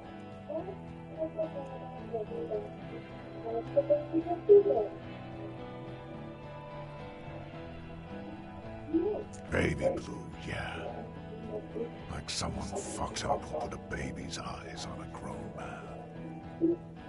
It was creepy, but bitches like that shit, I guess. Or, I don't know what bitches like. I just know how to mow down clocks. Fuck do you mean? We've heard testimony. People say he was charismatic, a nice guy to be around. Yeah, he liked to chat up the natives. Share leaflets, squeeze a bit of kit gas here and there. Great fucking idea that turned out to be. If Laylee was here, he would spare the lot of you. Maybe shoot one for sure. But me, I'm not a big fan of public affairs, Clay Monkey. I'll gun every one of you down for what you did. Ready to open fire, Major. At your command. This one isn't used to being suited this long. She's uncomfortable. We'll open fire just to hurry things along. Our colonel did what he had to do. It was either one cunt or 100 of them. Rude here. In your ship pipes, right, little fucker! He likes to fire mortars at random coordinates. Wipe out mud huts like that. When he gets bored, Laylee knew how to command. He was a good commander. I can see you miss him. Oh yeah, he would have commanded this fuckhell way better than I did. That didn't happen, because Hayseed, Bill, and Kipty the Kipt here fucking murdered him. Had him stink the village up for 2 weeks after. And you folks did nothing. Listen, man. We told you we... Told us what? What did you say? Who said that? Tattoo fuck, you'll die first! Find his killer. Cop, his killer stands right there. Shitting his pants, and you're standing in the way. Protect. I know what this tactic is, Silo Sam. You're gonna die for them. Right here. Big talk, but that leaf compactor won't leave his mind anytime soon. It's a small thing, but it got him off center. Who the fuck is that? Glacia, the woman upstairs, where is she? She left! Unarmed, hunched, but keeping it together. What am I doing? My fucking establishment is under fire! You know how much windows cost? She left! Her room's cleaned out! Right before these assholes showed up! We should have arrested her. You can feel how upset he is with himself. Just for a second. Then the fear takes over and he's back in the moment. Hey, Bushman! Your little cunt isn't gonna help you out of this one! She's gone. Forget about it now. Concentrate on this.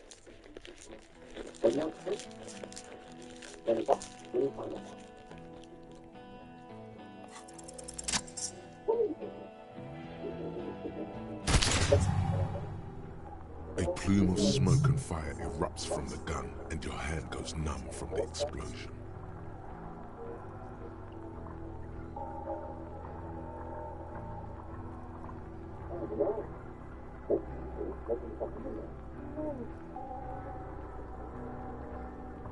The smoke drifts west with the wind.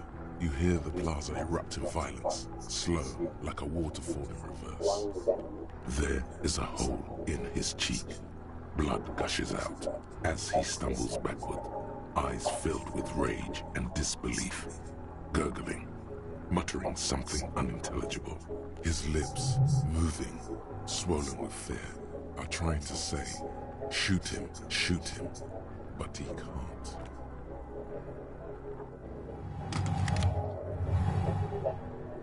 To your right, the killer raises his rifle and takes aim at you. His moves are steady, but the long barrel of the rifle sways slowly. An Easter AR-FA-7, built for taking out light armored vehicles. It will devastate you. From the corner of your eye, you see the lieutenant raise his pistol and aim it at Rude. He's trying to find a straight line of sight before the rifleman can take you out. In the background, the leader staggers. It's not easy. He has 0.6 seconds to do so. He won't make it. You're on your own. You stare down the barrel of the gun. You see Rude's mask behind it. His eyes in the slit of the helmet, like a camera lens, focusing on you. 0.4 seconds remain. There are 6 little black dots in the tip of the barrel, like a honeycomb. This is a knock cannon. It shoots 6 rounds in one pull of the trigger. Absolute destruction. Is there anything we could use to protect this frail body? That gun will tear us to pieces. He's drunk. Drunk fighters overcorrect. Move right, he aims further right. Get him to overshoot. A full suit of armor can't be too agile. You can shift direction faster than he can.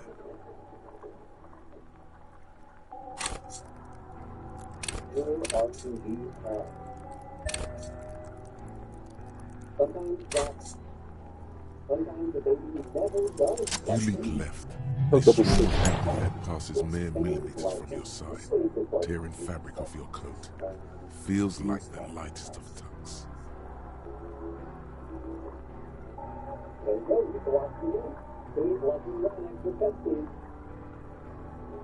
The man tilts his head, trying to see through the clearing smoke for the next shot. Watch out. To your left, DePaul is about to take a shot too, at Kim. God, please. He's aiming for the eye slot in Rude's helmet. An extremely difficult shot. 2 shots ring at once. One from the lieutenant's pistol, and the other from DePaul's. It's aimed at the lieutenant, but it misses. You hear a scream behind you. Blood gushes from the helmet's eye sockets as Rude staggers back, disoriented. The sounds coming from his helmet are not human. An unbelievable shot from the lieutenant. The helmet looks like the face of an ancient god of war, crying blood. Glenn, dying in a puddle of blood behind you. His mangled torso has 2 gunshot wounds. Blood gushes out of them like red geysers. You see 2 crazed eyes stare at you through all the smoke and the panic. With blood gushing from his face, the man raises his pistol at you. Then he squeezes the trigger. The look of vengeance, framed in blood, lips shaking. This is the last thing he'll do on Earth. But he will do it. He is your end. Here it comes. Death.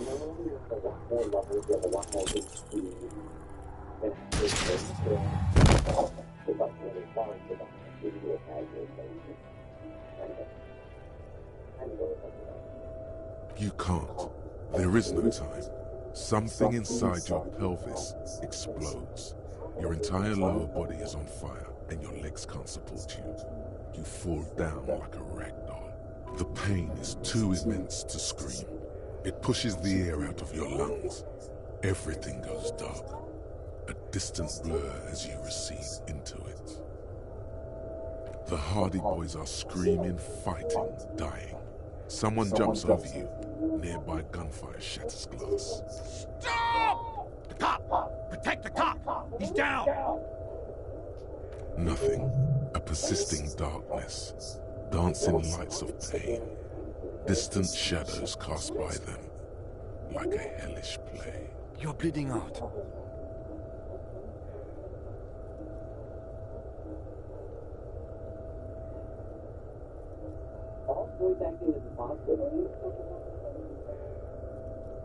Stay with me. You hear me? Stay awake. Look at me. But You can't. It's so hard. Your eyelids grow heavy, and the sounds ever more distant. And the cold comes over you.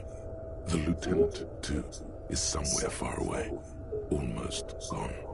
When suddenly, you sense something behind him, a slender white shadow towering. Someone stands there, raising her pistol at him. The lieutenant does not see it. He's pushing down on your wound with both hands. Scream immediately. He's gonna die. Authority. No, you say, and hand out your firearm to him. Your hand trembles, and your eyes are full of fear. That's all it takes. There is no room for hesitation. The lieutenant moves like a spring unloaded. He grabs the gun from your bloody hand and fires behind him. You hear a faint scream, a woman's. Then the sound disappears, like someone pressed stop on the tape. The woman is gone. So is Kim. Then the whole world. This is death. One more door, baby. One more door. The fight? There is no fight. The fight is over. He's not taking it. His body is not taking it. Oh God, no. And rotting. And being disinfected. And smelling of... He can't go. Not before the case is solved. There is a radio in the distance. A radio of the world. Playing sounds. Good morning, Elysium. Soon you will return to the world. You're thirsty. Reach for the glass of water by the bed. The world is still there. Sleep somewhere. Hours turn to days. Soon we will get up again and go through. The engine of a Caprice Canema. No, it was him. He is this. Life gets hard, but we go on.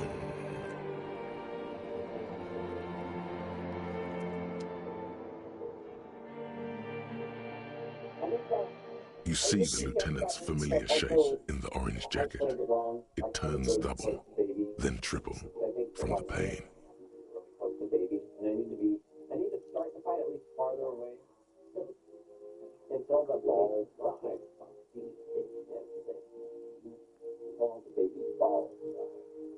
It is a tough fight. I mean, it is that tough. I'll make the other. Orange jacket? No, it's black. It's nothing. You're alive. That's what matters. Sunrise, Parabellum.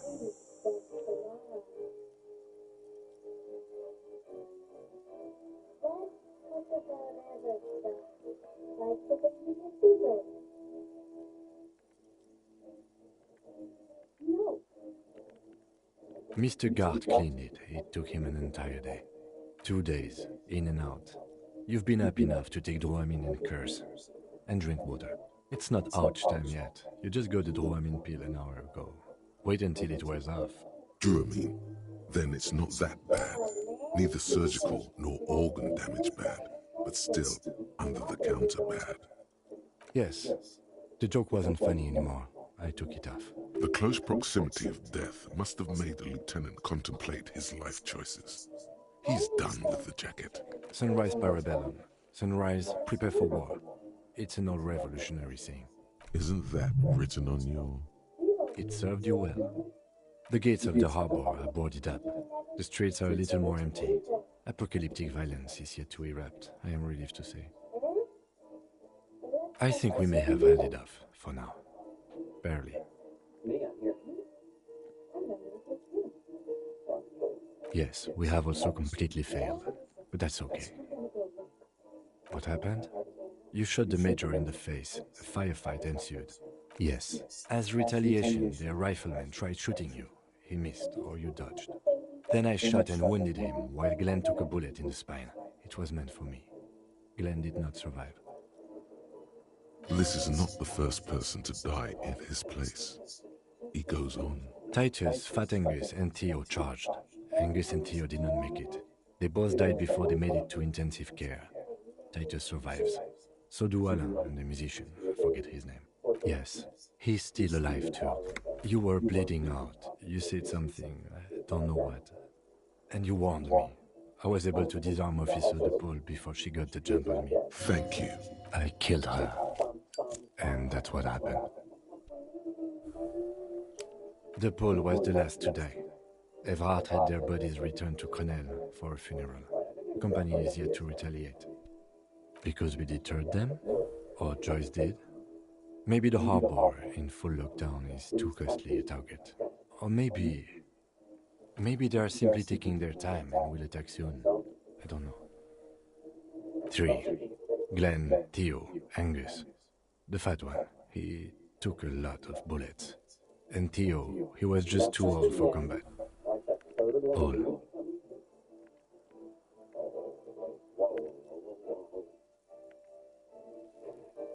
Oh no, officer. It's pretty bad. 6 people are dead. +1.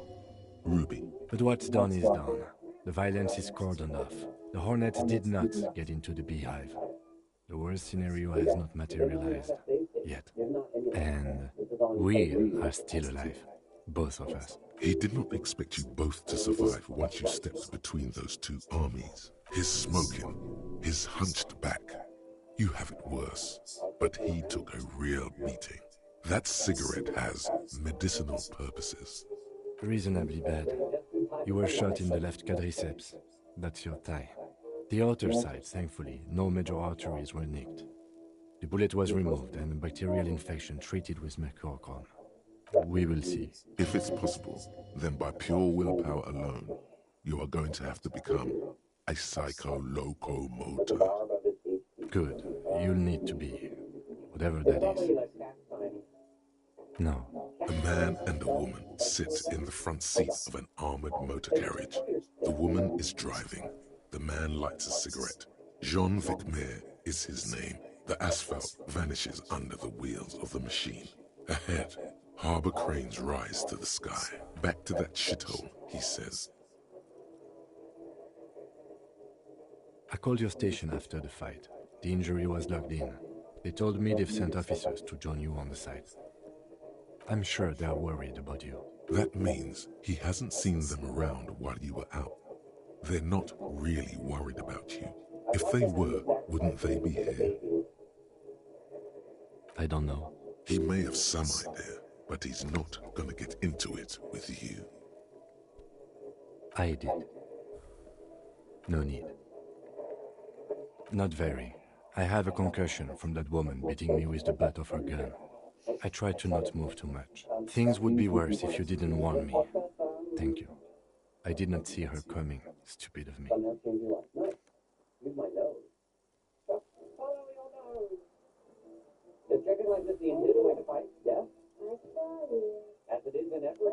Easy now. You can take it. Just don't lean on that leg of yours too heavily. Your balance is way off. You feel like you're about to fall over on that thing. How are you?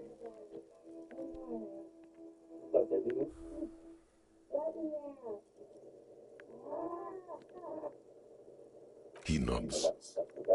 I honestly don't know. Do you? Because we can't talk to Everhart. The harbor is in lockdown. Everyone in there is outside our grasp now. And Joyce has left too. Yes, she left yesterday morning. To meet the board of Wild Pines. Oh, that is what I've heard. There's a pin somewhere in the machine that keeps Connell from sending in a death squad. Maybe it's her. Maybe she kept her hand. Either way, Ruby's gone. And Classio too. We really should have arrested her, you know? Guard confirmed she left 20 minutes prior to the tribunal showing up. I don't know. I think the dangerous theory you presented on Classio, or whatever her name is, was wrong. We have not found a motive or a weapon for her. Honestly, I think our investigation has not produced a single credible suspect.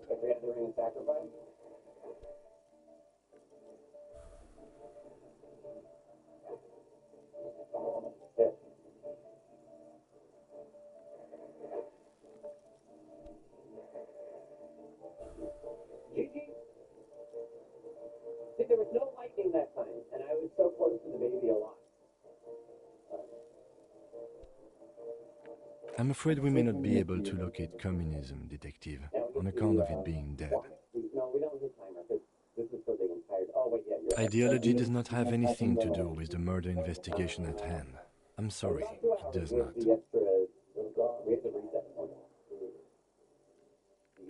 Don't be narcissistic. Half the cops in Revachol West are his peonies.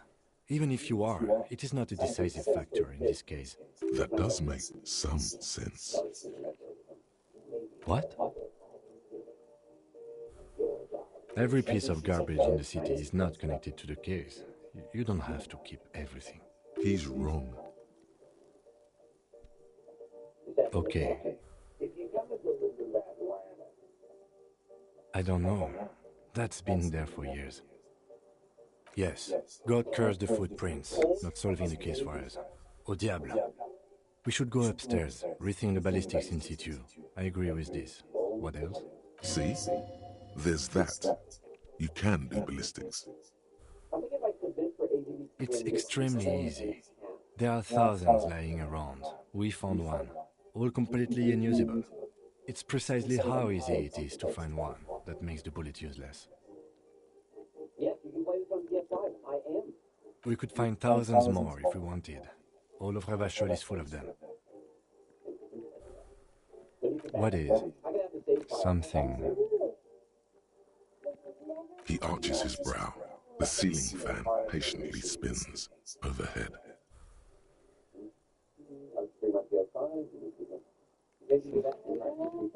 It really is very hard.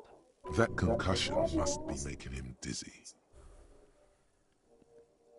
No. Are you ready to limp? Good. Where do you want to limp to? A gust of wind blows in from the bay. The duraluminum box around you vibrates imperceptibly. A familiar cold, a red thread on the roof upstairs. Taut, plucked like a string by the gust. Why not? Another look at the window, perhaps? The one he was shot through. I don't know. I can't think of anything better. The bed's a little nicer now. You could get a good night's sleep here. And why we need to feel and have empathy.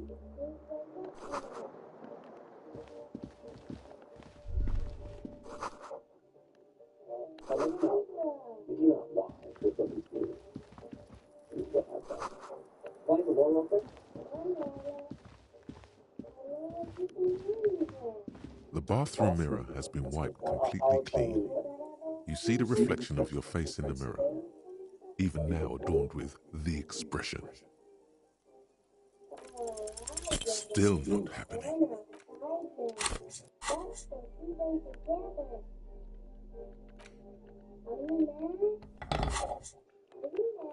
The bathroom mirror has been wiped completely clean. The faucet is quite terribly mangled, but you just might be able to twist its parts into place. You handle the chain cutters deftly, applying just enough pressure. The faucet regains a recognizable shape. The steam stops. Told you that you needed those chain cutters. Everything is connected. Everything has a purpose. The mirror begins to clear slowly without you having to wipe it. All right. Now that he's understood sadness and empathy, he's grown up. He's grown up. Still not happening. It won't come off that. Jeez. Fine. The bathroom mirror has been wiped completely. It's like something snaps in you. A nerve ending. A thought. A sadness. Your face in the mirror is suddenly clean of the layer that had distorted it for God knows how long. Just like that, it's over. The running gag that your life had become. A sad old man looks back at you.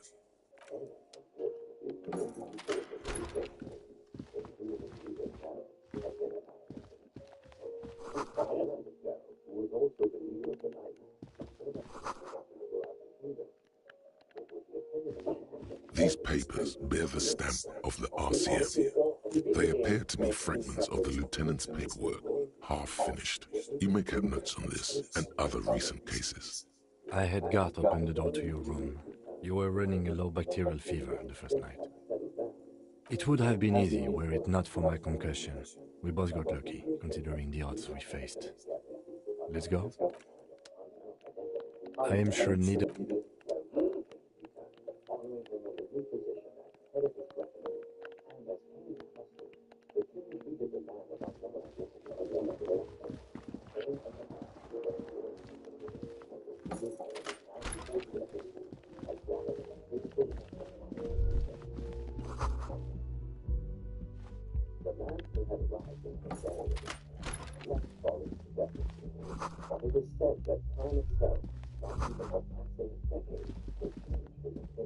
Next to the stack of bills, you see a note.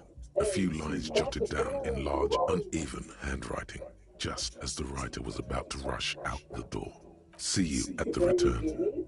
P.S. I didn't kill him. P.P.S. Gift upstairs. A gift? I am not drawing my gun, yet. But I don't like gifts. He says he's not, but his hand moves instinctively toward his holster as he studies the note. Relax.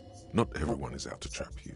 It's hardly surprising. You look at her rough, jagged handwriting on the note. She was in a rush, but not panicked. Deliberate. Focused.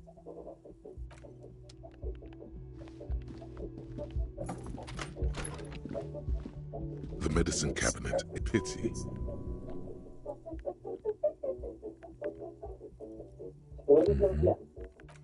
What when we started Super Metroid? Otherwise, we're giving Super Metroid an unfair time. Alright?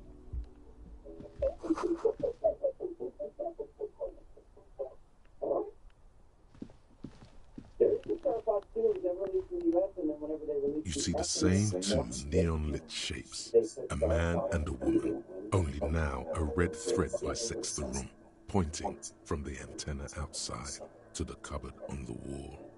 This is ballistics. She's left a trajectory for us.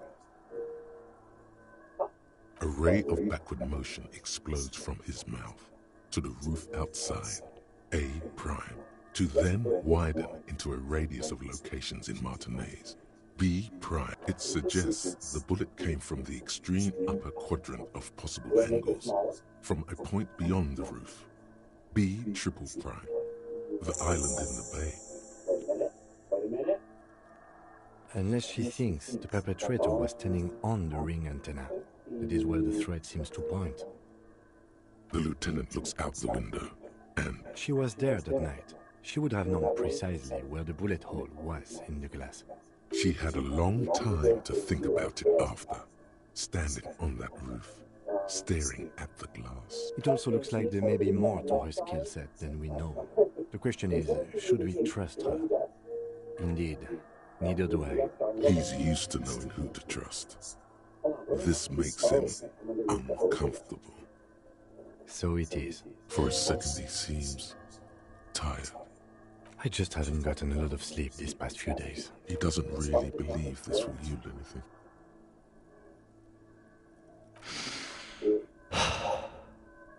The lead is flimsy. You might as well go around Martinez, looking under every rock and talking to every person.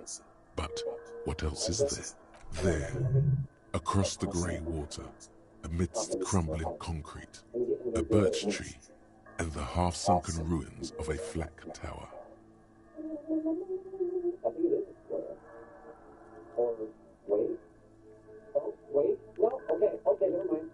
Could be the makings of a sniper's nest. Why not?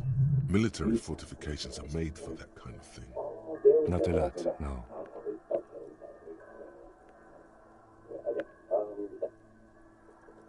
Okay, let's go to the fucking island. How do we get there? Joyce Messier had a sloop, but she's gone. Ah, yes, of course. The village. Let's go. I love the game. I did my first playthrough on stream. I don't think I bought it just for this, but it is forever in my It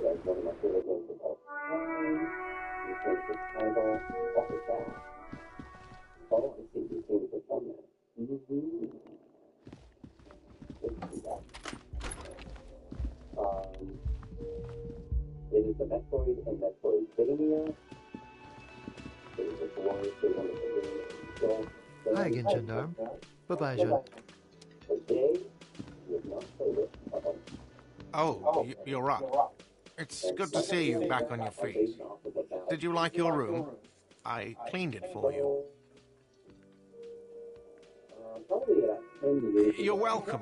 I thought it would be nice for you to wake up in a clean place after you, let's be fair, defended this establishment and its clientele from gunfire.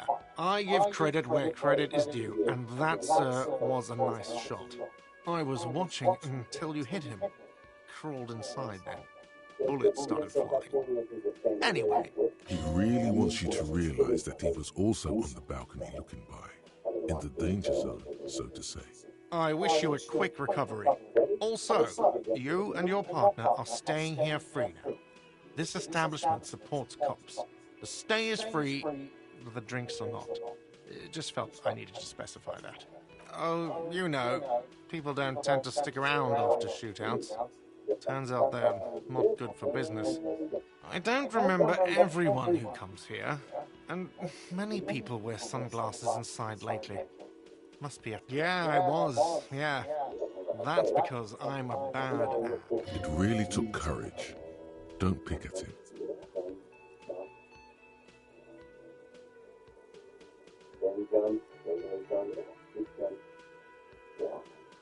Yeah, I don't know. Clients were panicking.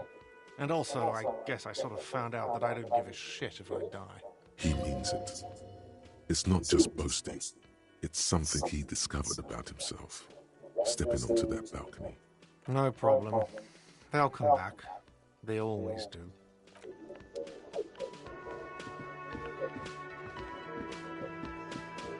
See you approach. The bruised man raises his bear in welcome. Crazy motherfucker. Didn't think you had that fury in you. But I guess I've misjudged a lot of people lately.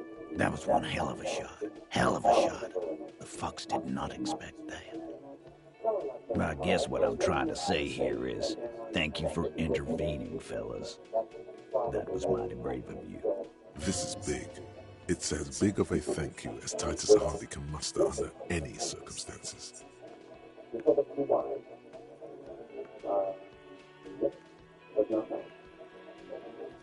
Now, how can I help you? Theo was old. I think he'd be pretty happy with the way he went. Never could imagine him withering away on a sickbed.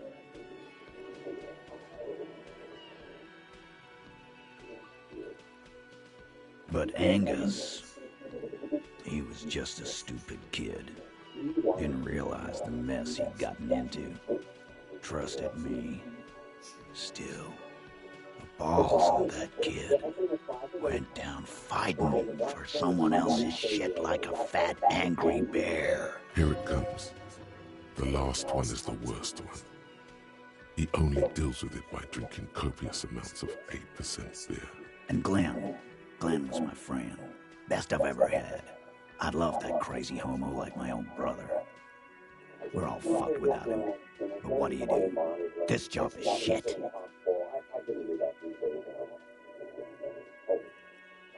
Dennis, you saw him run. He's a mean little shit and I never trusted him. He'd better run real fast now. Real fast. Well, yeah. Memento Mori. Right. Memento Mori, or remember that you must die, is a slogan various religious orders have thrown around since the dawn of mankind to emphasize the vanity of earthly life and the transient nature of all earthly pursuits. In essence, it means one should live virtuously in this life to live better in the afterlife. Sure it does. Live every day like it's your last, 'cause you might be dead tomorrow. First, we're gonna find Dennis? I'm going to find Dennis. I'm going to find him, and then I'm going to kill him. The tone of the statement is so matter-of-fact. It's as though he were talking about picking up a morning newspaper on his daily walk around the block. We're hunting that rat down. Let it be known what happens to cowards. And then, I guess I'll take a closer look at our union members. There's bound to be some ambitious fellows there who'd love nothing. might even ask Tibbs if he's tired of replacing windows, and maybe wants to have some fun with his brother. Anyway, he's right. The numbers are replaceable. In an organization of thousands of men, there are plenty. Don't know, don't care. Even after all that hell, he's still bitter about her? No. He did. He shrugs and tries to look uninterested. Judging by the sight of you, I'd suggest crawling into bed with a bottle of whiskey. Yeah, go pay Monica a visit in general. She's got a knack for making men forget about their worries. Biggest pair of milkers in all Rebacho. Hell, you both look like you could use some feminine company right now. Thank you for your advice, Eugene, and you too, Alain.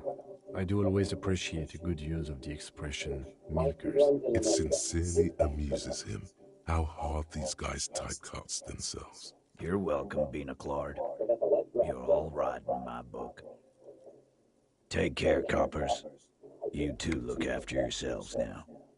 Death passed on you today, but men don't get that lucky twice. Copo Loco. And normal cop, I guess. Good luck in general. Scars made the best tattoos, they say. Thanks for getting involved, guys. Not a lot of cops would step into that line of fire, but you did. And if you ever feel like the uniform is holding you back, I've got a few vacancies.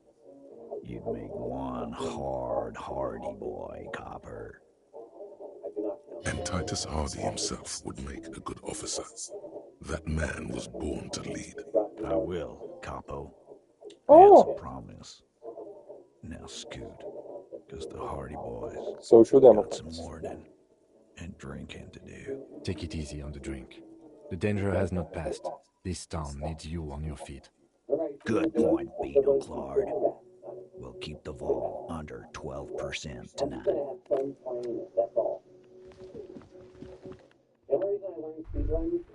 Was that? Could it be the Coldamama Dakwa? No, it's probably just your imagination ringing. There seems to be. Lena, honestly, your ear isn't here. No. Of course he doesn't. There it is. Yeah, it must be. What are you doing? You're a oh no, no. Keep your ears peeled.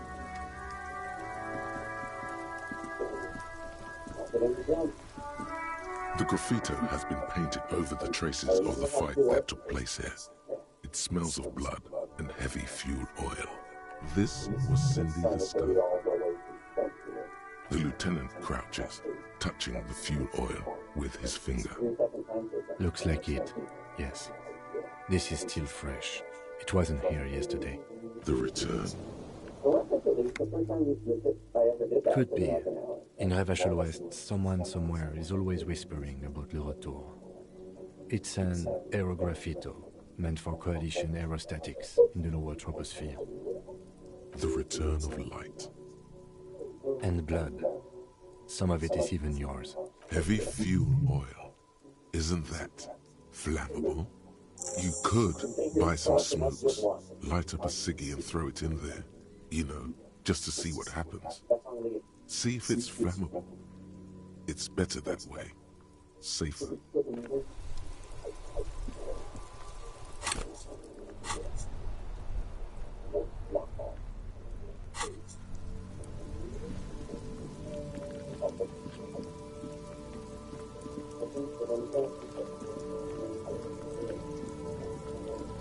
Everyone says you started crying in the middle of a firefight and then bled like a pig. I guess that was cool.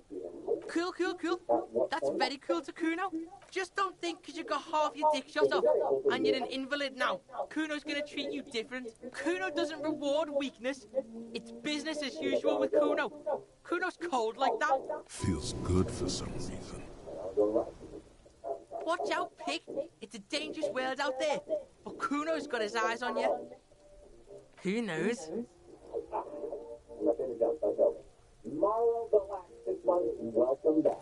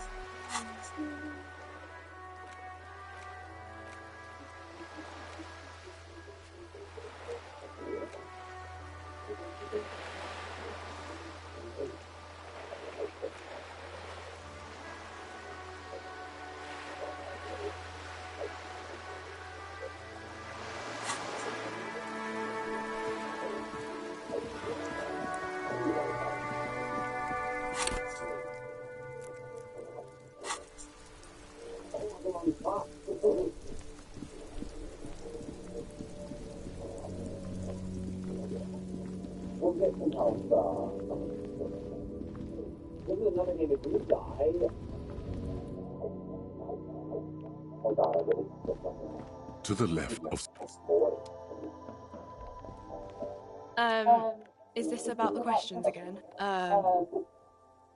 That's teen speak for she couldn't be more... Excuse us. Yeah, I don't know. A colourful... Again, I'm obliged to inform you that both alcohol and cigarettes damage your health. Alright, this is where some old stress happens. Here you go, mister.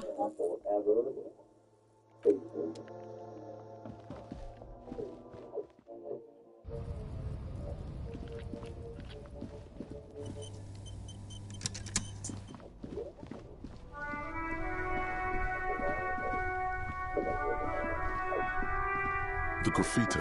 This was Cindy the Skull. The fuel oil catches fire immediately with an ominous hiss. A bright orange flash across the surface of the letters. Black smoke rises from the burning message. The lieutenant has taken a small step back. He looks at your face illuminated by the flames and nods silently. Then the fire falters. The flames warm to him too. Not at all in a bad way. Let's go to the island.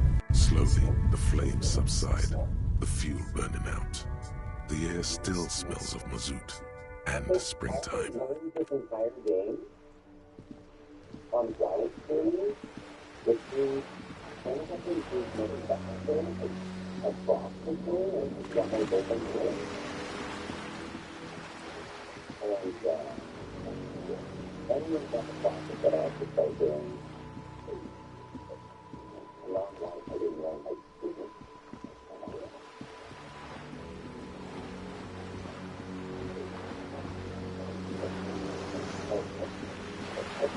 I started fancy, and one in a phone.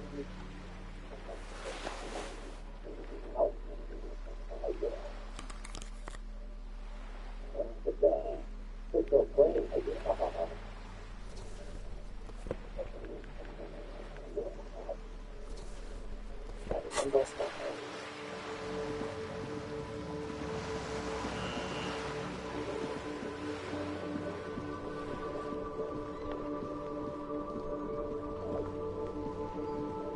Mon Dieu! You set it on fire. What kind of a policeman are you?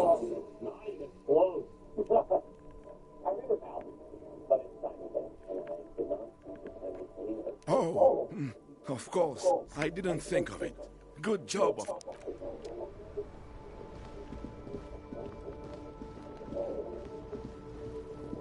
My man, you're alive.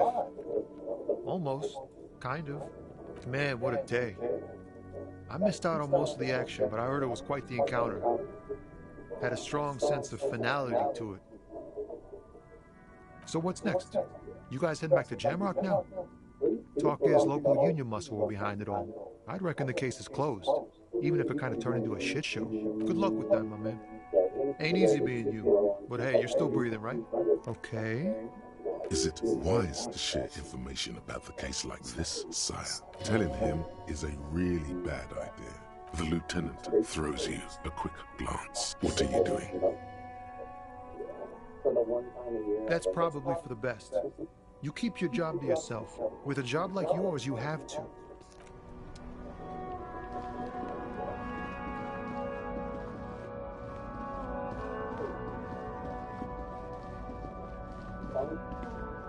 The scaffolding around the old monument has been taken down. In its place are the spoils of your investment. Numerous rods and ropes still hold the original reassemblage in place. An apricot scepter shines party bright across the monument. Glitter balls dangle like severed heads below the eternal king of disco. It is unmistakably a vision of you in your prime. A killer on the performance floor. Icon for all. Doesn't feel right to party now, does it? Are you at least happy with it? Putting on a brave face and partying as hard as possible is the best way to get through tough times. Happy isn't the word. You can be satisfied with a job well done, but the current mood doesn't invite any analogs to joy.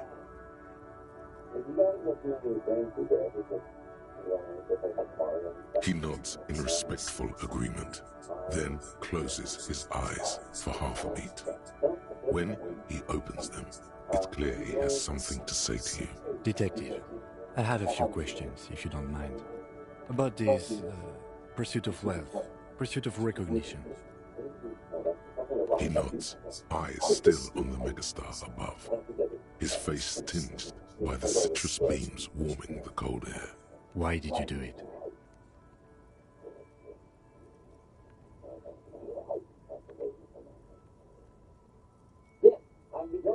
He nods. The roundabout is quiet, almost eerily so, in the snow. The apricot scepter glows fiercer upon the white sheets, held up by the frozen king of disco, who hunts for the next funky beat.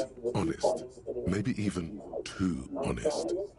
Didn't we talk about giving back to the community? Nothing wrong with raw ambition. And was it all worth it?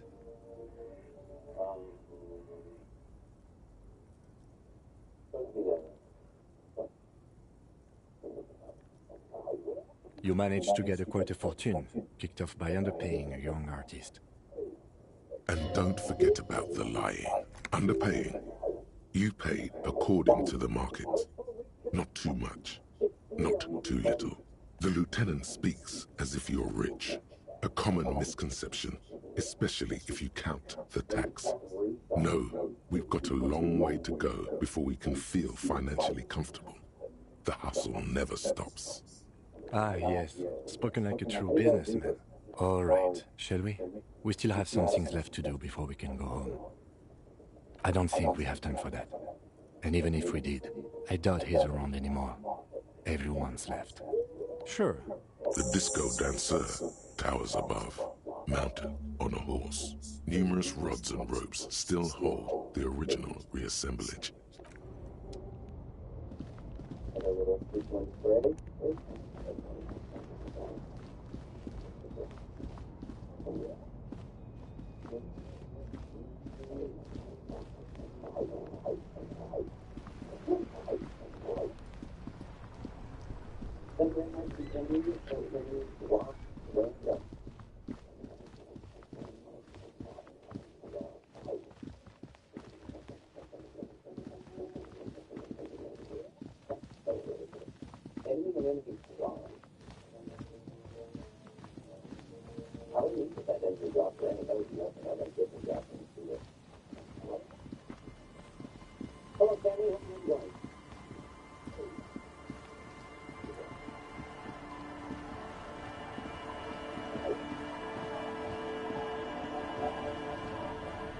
Officer, what happened?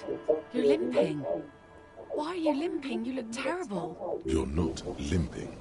You're you. She sounds almost disappointed with you, reprimanding you for falling and hurting your knee.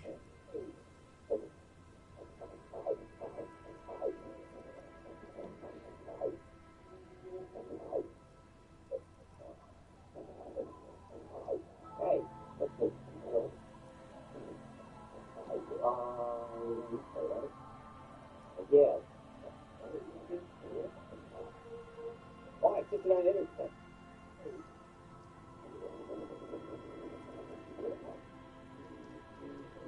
Elysium was one of my favorite things that I ever saw in a video game.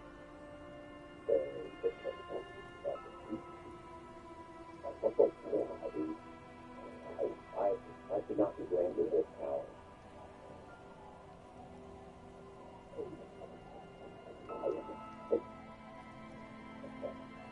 Okay, so we go get high, and then we're gonna back. Yeah, I'm gonna get through.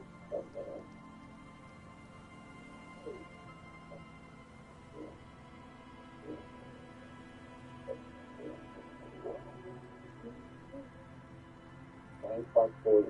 So we Science Park in a row. Let's see this is not quite on those first.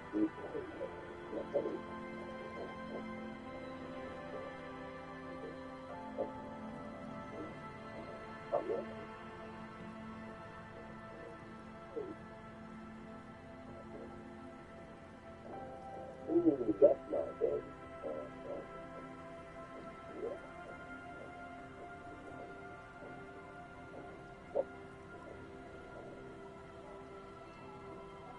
Got it. I think.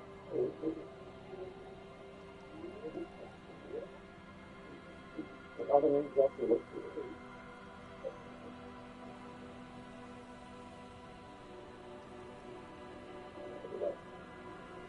More than what was raised last month. Oh, because of all the gallon price, huh?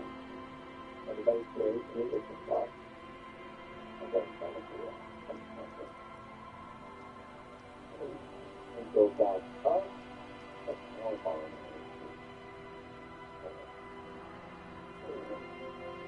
Thank you for coming.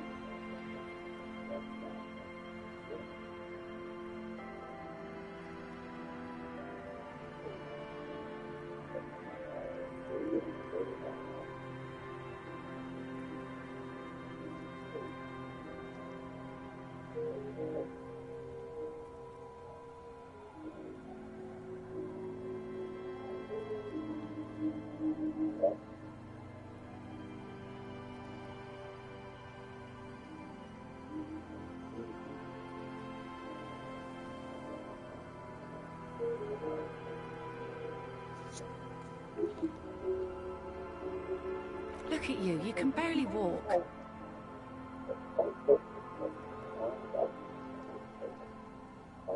Is this from the shooting in town? We heard gunshots. Not that we don't hear gunshots all the time, but they were closer than usual. There was an exchange of fire on Rue de Saint-Ghilaine. It's nothing to be worried about, madame. You didn't only get shot.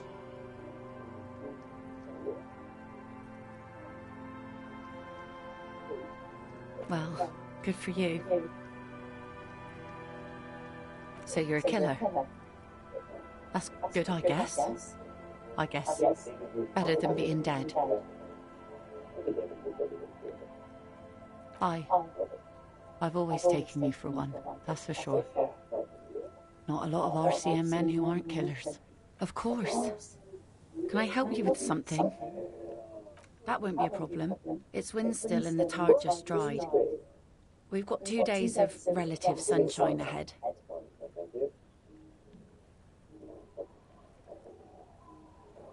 If you promise to bring it back, and no scraping the hull, I just got it nice and yellow, and no drinking on the boat, and no joyriding either. Of course, ma'am. It's only for a day or two. Official police business. Aye. The crow's feet disappear from the corners of her eyes as she smiles at you. I'm sad to hear that. Take care of that with Ether, will you? Don't get too many RCM men round here. Be sad to lose the first one. That's cool. You boasting your bacterial infection like that. Used to be some kind of fortification there before the war. For the communards. An anti-aircraft gun, I think. Bombed to bits in the landing. I haven't been there myself. Always steered clear of it. Hasn't been there herself. Who has then? My husband used to drink there. Him and his drinking buddies. Always seemed like a bad place to drink to me. People died there during the landing, you know. My mother told me. This must be one of the many fortifications that was used in the dying days of the revolution against coalition forces before they took this city. The kids sometimes go there too. I know they do, on rafts. I tell them not to, but they bring back old bullet casings and such. The twins. God forbid they bring the girl along on some rickety barge. Can we maybe ask your twins about that place before we go? Be my guest. They've a strange way of talking. See if you can get anything useful out of them. I seldom do. Well, most of it's sunken. Underwater. That means concrete underwater. Cut your boat if you're not careful. Be sure to enter from the south side. Water's deep there. Aye, aye, Captain. Please be conservative with the fuel, will you? Just filled her up, but it's a small tank.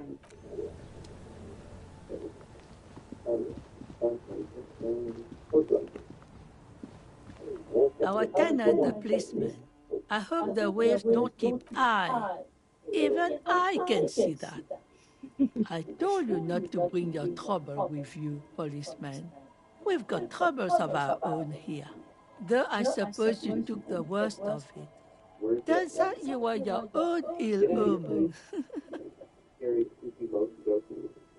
I'm not sure those were the last of the men with guns either. There are always more coming for your kind, officer. Then we'll be ready for them.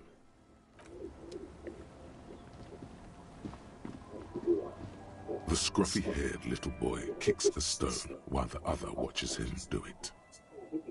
Yes. Yes. It doesn't look like he knows what that means. On that iron. That's, nothing. It's just a seaford and some plants. You can take a raft there. It's great. And we make a fire. We make a fire. Mm-hmm. Gather the sticks for the fire.